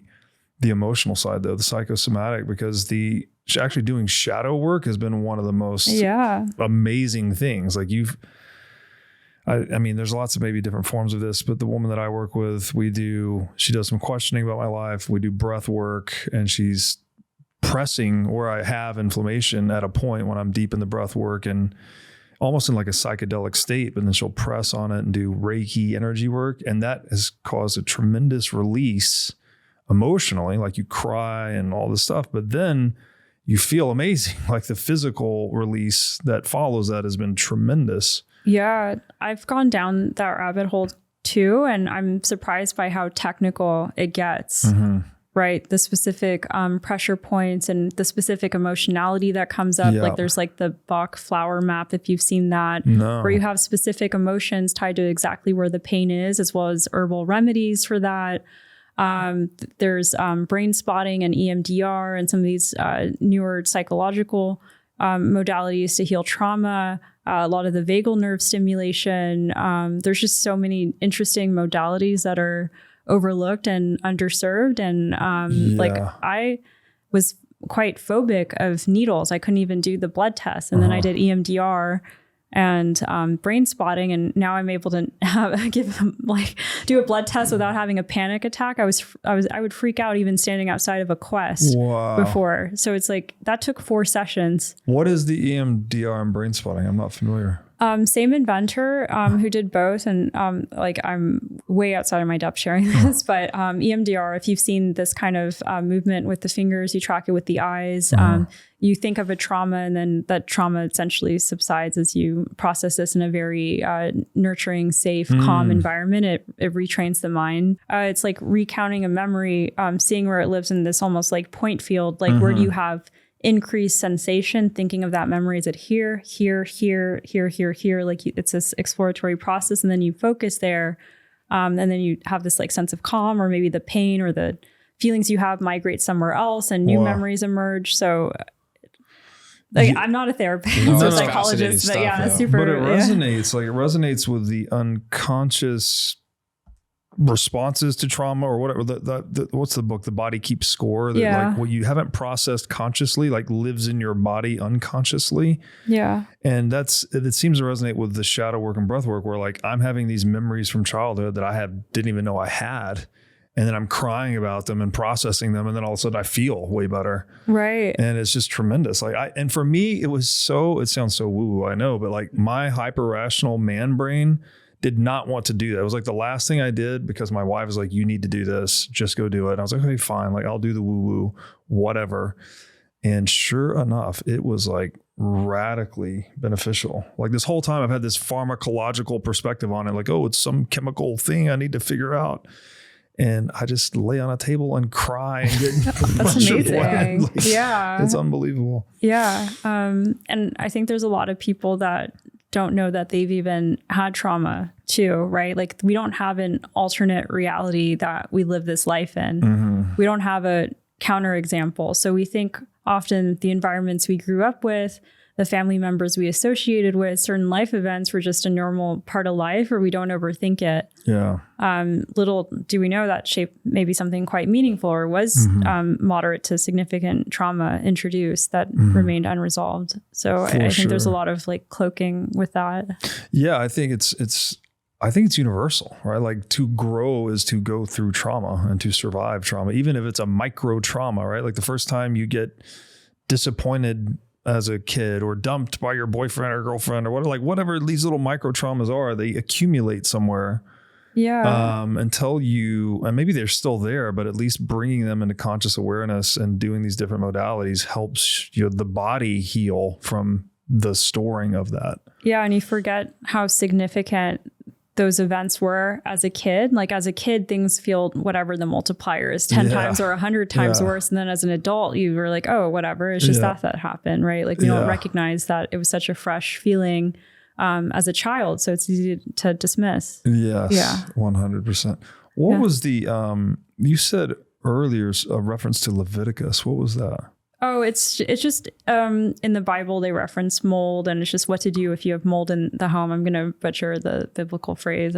But this TLDR, if you have mold, it's bad. You should probably do something about it. And there's like a step-by-step guidance of what to do. And that's actually in the Bible, which is quite interesting. That's really interesting. Yeah. I saw, I'm now way out of my depth too, but I saw, it's a woman on Instagram and she was sharing different Bible verses that were describing demons. Oh, interesting. And then she was showing photos of these little parasite pathogens up close and just like talking about, in the Bible, it's all about, expelling demons and doing these different things. And what do they call it? Where you take the demon out of them, the exorcism. Yeah. And then she's showing these little demon-looking parasites, and they've got horns and teeth and tentacles and all kinds of crazy stuff. They look freaky. And so I wonder, I know, again, out of my depth, but I wonder if there is something there. Like some of that ancient wisdom was pointing at some modern biological situations. Oh, maybe like across scales, like as above, so below. So maybe it's true on several levels, perhaps. Who knows? Seems like there's been an ever-present galactic battle between good and evil. At every scale. Yeah. So you may have skimmed past this. If you've been exposed to toxic molds, can that wreak havoc on your nervous system in ways where it can make you more tense or respond in ways where like your nervous system is firing up in a fight or flight way? A lot of these patients have anxiety, depression, and it makes sense if you think about mold being this intruder in the home.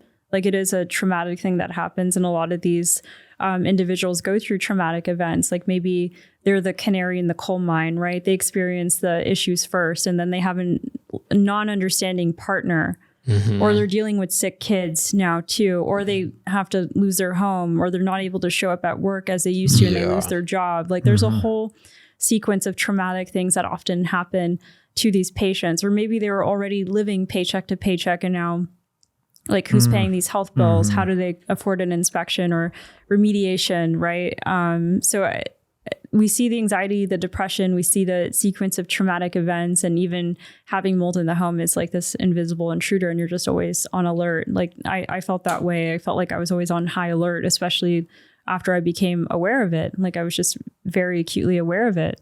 And And I know we talked about this briefly before we were recording. I can't recall if we covered this, but coffee can be a real issue because there's mycotoxins in coffee.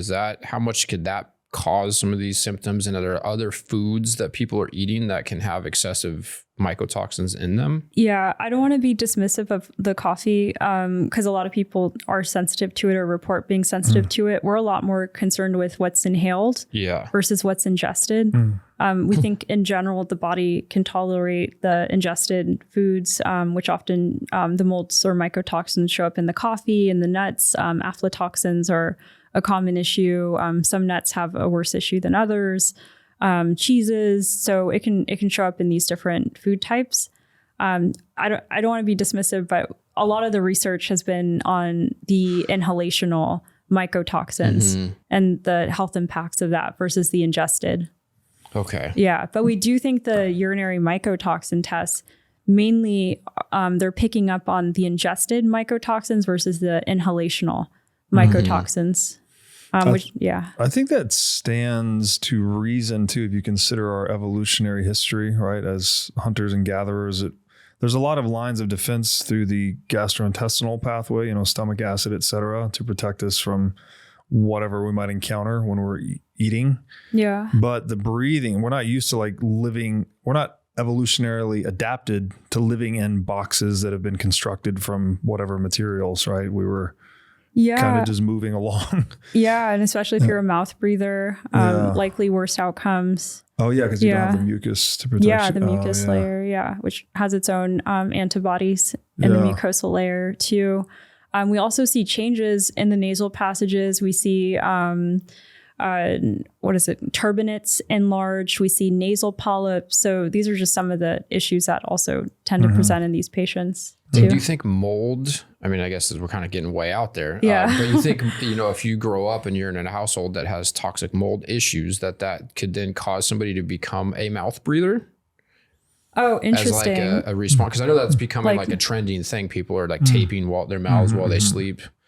I wonder if we can think through that in real time. Like if you're having enlarged turbinates and nasal polyps and you're just not able to breathe effectively through your nose, and you can become a mouth breather. And especially if you feel like you're having shortness of breath, you're trying to inhale and take deeper breaths. Yes. So possibly, I don't know. I'm not sure. Wow. What do you think about, you mentioned conflict of interest earlier, and then you were also talking about the DuPont thing where they may have created this chemical that worsened the mold or made the mold more airborne. How much have you seen conflicts of interest? And obviously DuPont would not want to make that public, right? That would set them up for potentially a class action lawsuit type thing. So have you seen conflicts of interest in your own personal health journey and in building the business? Have you seen conflicts of interest become an issue as it pertains to disclosure or research about these things? Yeah, I think it's a pervasive issue across industries. Healthcare, for sure. There's a lot of conflicts of interest, said and unsaid. There's like secret kickbacks. There's all sorts of monkey business happening, but that's across industries, right? It's for sure. And for the conflict of interest mentioned earlier, the company that sponsored the study also provided the test, right? Of course. So, and I forget if that was a stated conflict or not in that study, but sometimes it's not stated, which is another interesting data point. Or the studies aren't reproducible, or there's a lot of pressure to have certain results and the methods are questionable. Dr. Shoemaker is always like, the abstract is like clickbait, but don't read the abstract or the conclusions, start with the methods. And if those aren't sound, throw the paper away. I see. So, What are sound methods in this domain? Is it just standard empirical controls? Peer-reviewed, double-blind, placebo. It just depends on what the intention of the research is. But if there's no controls, it's not a great study usually. It's not a real study. Rule of thumb. Yeah. Surprise. Yeah. So there's a very special place called the farm at Okefenokee. It's a 1,000-acre regenerative farm community about 45 minutes northwest of Jacksonville, Florida. The farm is a completely off-grid community. It has total food, water, and energy independence. Everything on the farm is 100% organic, and it even features wild boar and bear hunting. The farm at Okefenokee is right next to the Okefenokee National Wildlife Refuge, where you can do camping and canoeing tours. So if you're like me and you're interested in the self-sovereign lifestyle, then you can get your own lot on the farm at Okefenokee if you tell them that I sent you. Once you get a lot, you can build one of 3 custom cabin options. So if you value freedom, self-sovereignty, and living in touch with nature, then join me and my family. We have lot number 21, and we're going to be building a cabin there starting December 2025. To learn more about the farm at Okefenokee, go to okefarm.com and make sure to tell them that I sent you. Yo, if you're a Bitcoiner, you need the Orange Pill app. It's where you connect locally and globally with other sovereign individuals. I use it when I travel to meet Bitcoiners and find meetups. It can also help you find merchants that accept sats. No distractions, no noise, just real Bitcoiners. Download the Orange Pill app today and find your local Bitcoin tribe. I guess I'd like to ask you a little bit about the home environment. So, I mean, if people just listen to this, they might be freaked out. Like, oh my God, my home and all this hidden mold, and the symptoms can be mild, but they can be cumulative. Like, I don't know where I'm at or what issues I might have. So like, what if someone's just thinking about their home environment and how to optimize against mold toxicity? What are the things? Is there like a step-by-step thing they should be thinking about, or interesting. Yeah, identifying the source is important. So answering the question, do I even have an issue in the home? The 80-20 for that, it's not going to catch everything, but it's a pretty good initial tool that's also very cheap, and it's DIY at home, is something called a dust test. So you can purchase something called the ERMI or the Hertz Me 2, ERMI and HERTSMI2. So the ERMI tests for 36 different fungal strains. The Hertz Me test for the top 5 inflammagen causing mold species in the home. So you wipe down dust with the Swiffer pad across the home, try to get like lots of different sources. I typically recommended at least 10 different points in the home. If you want to be more precise with that, you can have a dust test per room, just so you can better identify the source. If you have a large home, you probably don't want a single Swiffer pad for the entire home. So DIY your research there to find the right setup for you. You can also even go deeper into your research and try to get dust wipes that also test for actinos and the endotoxins and the beta glucans too. Because if you have a sump pump or sewer gas in your home, then you could have an endotoxin issue, and that shows up very similar to a mold issue as well. Almost every home with a sump pump is problematic, is what we've seen. What is this? What is that? It's just like a pump in your home that has like, it's tied to like sewage. Oh, okay. Yeah. So now you're having in the air, airborne endotoxins coming into the home. But seeing if there's an issue first, and the dust test is a quick litmus test. It's not 100% precise. Usually work with someone who's certified and a mold specialized inspector as well. And then try to identify where the source is coming from, and then problem solve from there. Like if there's an ongoing leak, fix the leak. If there's contamination, solve the contamination. Some people, as a Band-Aid solution, have air purifiers. We use, or we like a brand called Air Oasis. We do get an affiliate from them. However, did my diligence there, I asked the founder for a third party, right? So no conflict, third party testing of his air purifiers to test across the different species. He presented that. It was great data. We also like to make sure there is an ozone getting emitted.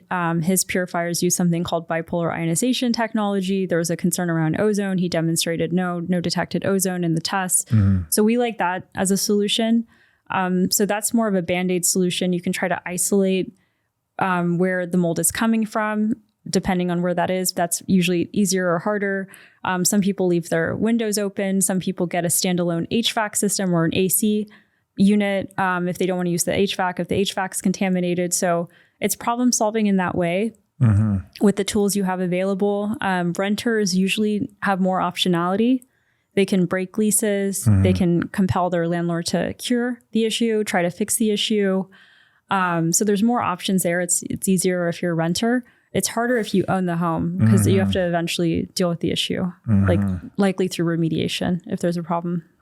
Dang. So as I hear all of that, what comes to mind for me is just changing the environment. You know, my cultivation background like makes me think, well, make sure that your home is dry, that it's not really humid. And then there's some practices to like sterilize horticultural spaces with like chlorine dioxide little pucks that'll release a gas, and it literally kills all the spores, all the bacteria. I wonder if there's things that people can do, like run a dehumidifier, make sure that your house isn't, you know, really humid all the time. Yeah. So you have a hygrometer, have a way to measure the humidity levels. Typically between 30 to 50% is what's recommended. Bacterial species and fungal species grow at different humidity levels. We typically see that above 60%, and then 70%, it's like a different tier. Also problematic if there's not enough humidity, like less than 30%, then you can develop sinus issues too, or there's more dust in the air. It's not, binding with the water particles. So that can also be problematic. So that frame of 30 to 50% in the home is the ideal. So you can do that.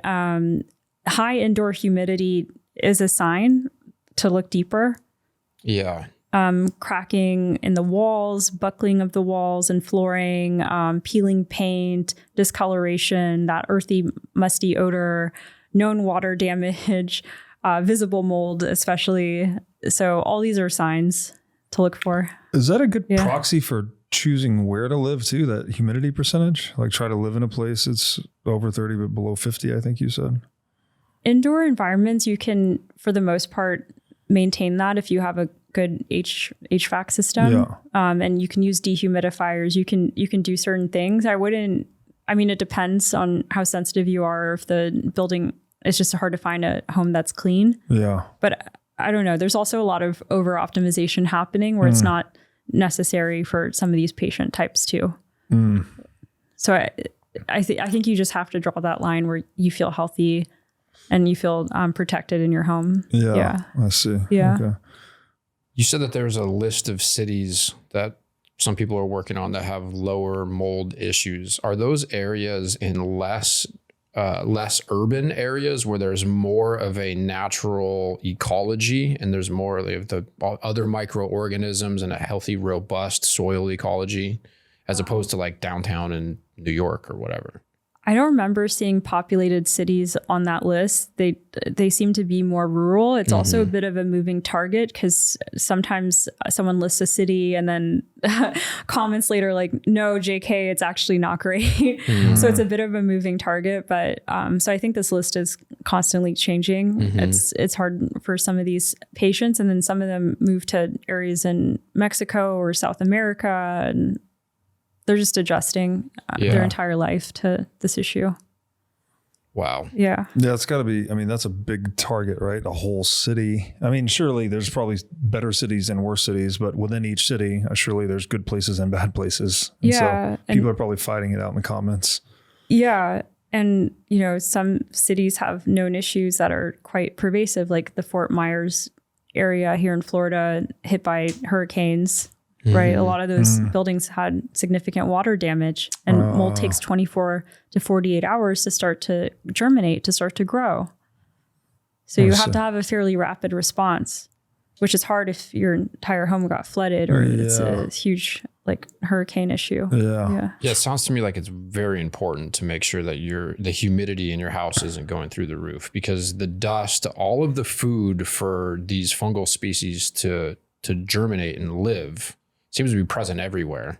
And if the environment is right, like after a hurricane, 24 hours later, now you have this mycelium growing and mold spores starting to, blast off everywhere. Yeah. And it's been hard to define what that limit is. It seems very person dependent, right? The EPA actually doesn't define what the toxic limit of mold is in homes. So that's actually been problematic for some of these military housing issues that we're seeing now. Like there's mold throughout the military housing that they're owned by private companies.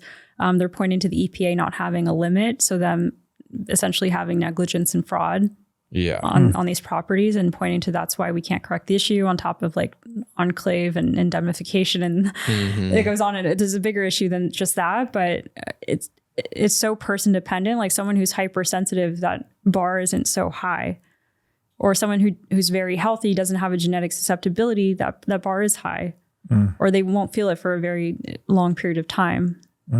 So is it such that they could have cumulative consequences from living in this environment, but they don't feel it until they pass a threshold point? That's pretty close to how it presents. Like it is kind of like this boiling frog for some of these patients, where it's building over a series of months or years, or for some patients weeks, And then they cross this threshold where they're like, wow, now I feel really sick and I really do have to do something about it. Yeah. And we can see the signs earlier on, right? We can see those early symptoms starting to present. Maybe it's not so significant where they feel like they have to take action or they can point to other things. We can start to see it in the blood work too. They're starting to have the inflammatory markers show up. They're starting to have some of the hormonal dysregulation. There's other clues too, like for women specifically, Dr. Scott, Dr. Shoemaker notes the multiple miscarriages, missed periods, et cetera. So hypothyroidism as well. So there's other clues that present, but often the diagnosis is made and it's associated with that versus something else, like getting to the root cause of what's going on. Yeah, it sounds to me like almost anybody who is having cognitive issues, brain fog, low energy, like the first thing that they should do is figure out if they're getting hit by toxic mold. And it doesn't seem like it's very expensive to go through the process to work this out either. Now it's not. I think now there's like more information. There's more people entering the field. There's more competitive pressure by these inspectors and environmental testing techniques. There's more consumer demand, which is driving innovation. It's driving more solutions, more education, more awareness. So absolutely. And, a throwback to that 20,000 number, you're taking 20,000 breaths a day. If you're working from home, you're spending most of your time in your home environment, especially, should get it checked. So let's talk. I mean, so the starting point, or maybe not the starting point, but a starting point is getting the home inspected. Yeah. And that can start as DIY as you want, like visual checks. Where is there peeling paint? What are the signs? Right. We have a free guide on our website too that has a DIY checklist. Like, don't rely on that alone. I think it's either the EPA or CDC sites that if you see visible mold, that's enough. You don't necessarily need an inspection, but we disagree. We think the inspection helps because there could be a hidden mold issue or areas of the home you haven't identified beyond what you can see visually. Yeah. Right. We talked about water intrusion going behind the walls or having improper flashing with the chimney or it being under the flooring. So someone who's certified and qualified to look for these things will do that work and find these things. So there are specific certifications we should look for. And then one of the three works too. Yeah. And then in a less, beyond just the certification and actually dealing with the individual, are there certain, characteristics, traits you should look for in a good mold? Is this a remediator or just a detector? Are those two separate things? Different things. Yeah. There's inspectors and remediators. You usually want a different inspector than remediator because the inspector's defining the problem, the remediator is providing the solution, right? You don't want that usually being the same person. Yeah, sure. So you can get a more honest... That's a conflict of interest. Yeah, you can get a more honest assessment. And an inspector has a completely different set of skills than a remediator too. So you want someone who's like doing inspections all day, every day. Gotcha. Yeah. And it's not a subset of what they do. It's primarily what they do or entirely what they do. All they do is mold. You want someone like that. Specialist. Yeah. That makes a lot of sense. And some states don't require mold inspectors to have mold certifications either. They do not? They do not. Oh. Yeah. Well, that sounds like a problem. Wait. There's some states that don't require mold inspectors to have a certification to inspect for mold. Yeah. There's some groups like Change the Air that's looking to change the policy in this space, but there is a lot of gaps from an oversight, compliance, regulatory standpoint. There's a lot of like freedoms that landlords have had historically, like Michigan now, it's on the renter side. Where you can withhold rent if an issue is identified and the landlord doesn't do anything. Like now there's a lot more renter protection laws coming out and oversight around the inspectors, et cetera. So that's emerging, but there's a lot of gaps state by state for this issue. There's a lot of people who are trying to dodge taking responsibility for these issues because, the remediation can be enormously expensive. If you have to rip stuff out, like you could be talking about potentially demolishing entire apartment buildings. You could have a $15 million apartment building in Santa Monica, and the landlord's like, the last thing I'm going to do is rip this building down. Right. Especially when there's rent control on those buildings too. Yeah. Or if another broken fiat incentive. A landlord is not the best financial strategy. red flags. Like, I mean, as soon as you got here, I showed you that little bit of mold that's on an air conditioning vent in my closet. Like what are the other red flags? I mean, obviously if you see mold, but like, are there other, you mentioned the air, you mentioned the smell. Are there other things that people should really be tuned into? Yeah. Look for like warping, peeling paint, discoloration, ask about a history of leaks, look for any active leaks happening. If you can work with an inspector and check behind the walls with a thermal gun, you can see a temperature drop where there's likely a leak happening behind the walls. That doesn't mean it's clear that a leak wasn't there historically. It just means there isn't an active leak happening. You can have a historic leak that's no longer active behind the walls and there could be mold forming there.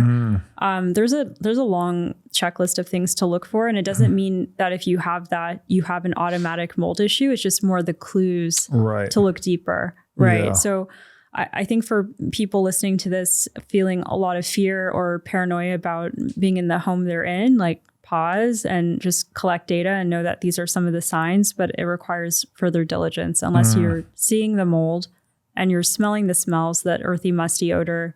It's probably worth getting a dust test, and it's probably worth getting an inspector that's certified and qualified. And then blood work. Yeah. If you're feeling symptoms, do the blood work. Like if you're having that symptoms, like the fatigue, the brain fog, the gastrointestinal issues, night sweats is another one, not being able to exert physically. Sometimes we see issues with libido as well, like erectile dysfunction. We see hormonal changes. We see hair loss. It's not just like one or two acute symptoms. It's often multiple symptoms across multiple systems. Like it's cognitive and it's gastrointestinal. And maybe it's also joint or muscular pain too. Like it's not just like one system and one or two symptoms. It's multiple. So if you're having that, probably also worth investing in some blood work too. Wow. Yeah.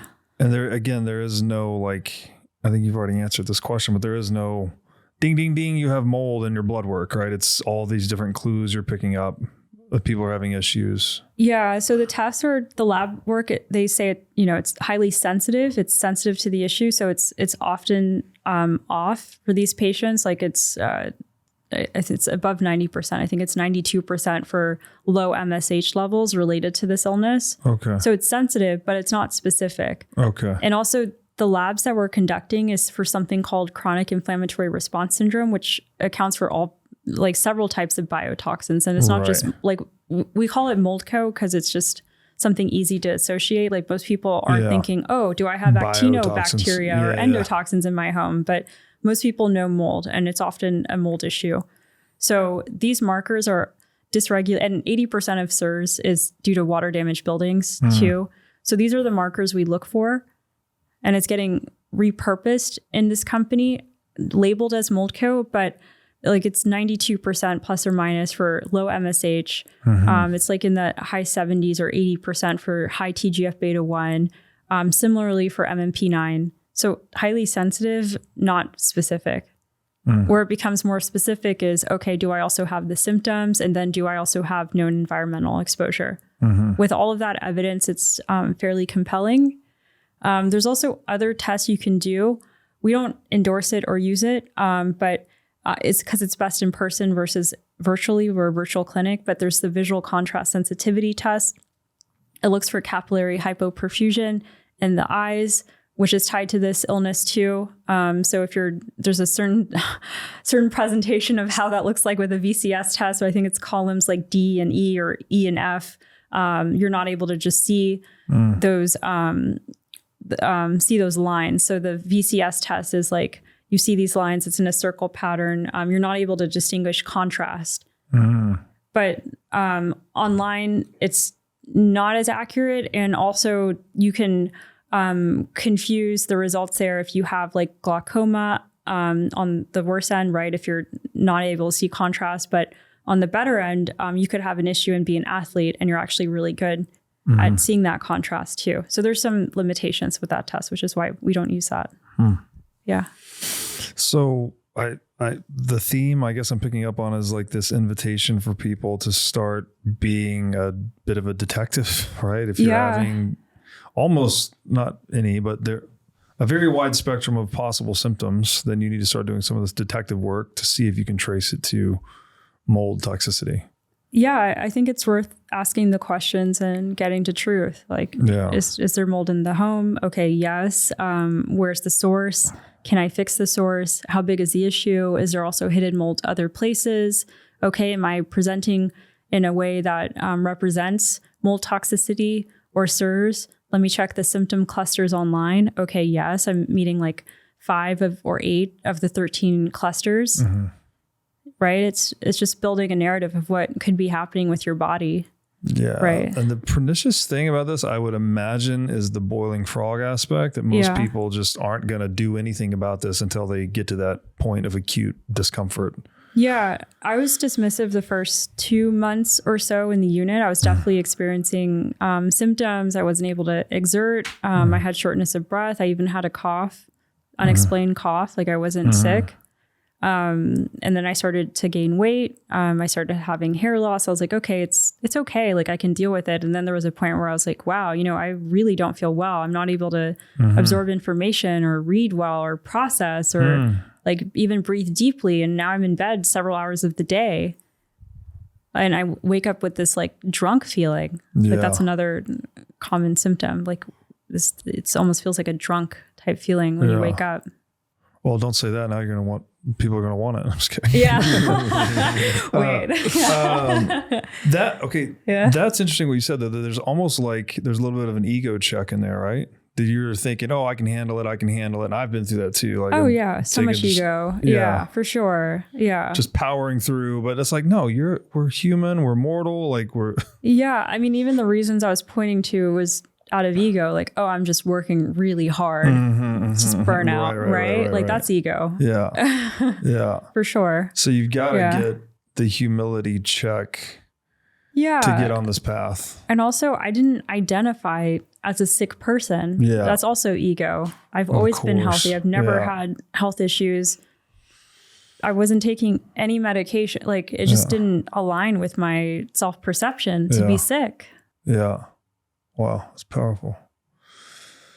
Whew. Well, I very much enjoyed this conversation. I feel like, it is, I love where you left that. It's like it's very important for people to take stock of where they are, right? And if there are minor symptoms presenting, don't wait until you're the boiled frog. Maybe take that seriously. Take that as a data point. And do something about it. Start the detective work. Like it can be done. It sounds like sort of easily and inexpensively, at least at the beginning. And then before it becomes more advanced, like you might as well try to get ahead of that before you get boiled. Yeah. And ask your housemates or roommates too, because there could be the canary effect, right? Like some people feel it sooner than others. So stay inquisitive. It may not be you right now. Maybe it's your roommate, right? Yeah. Take that as a sign as well. Yeah. That's great advice. And can you run us down real quickly? What is the process if somebody contacts the MoldCo and they say, hey, I want to get some blood work done. Yeah. And that's all done via Zoom and it's really easy. I'm sure to schedule. You can be anywhere in the country or the world. And yeah. So the labs are available in almost every state. That's on the website. You just go to moldco.com. Under solutions, there's labs. The $99 panel is at cost for us. So you can order that. I think that's more need to have versus nice to have. I think the complete panel, which has 16 biomarkers, is more nice to have. Like we tend to have the more like biohacking, longevity focused individual purchasing that. And you can get a pretty quick litmus test if those are off, and we include educational material. The way we're able to keep the price so low is that it's free educational material. It doesn't include a provider visit. That's how we're able to keep it at $99. You're just paying for the lab work and time for a physician to order that.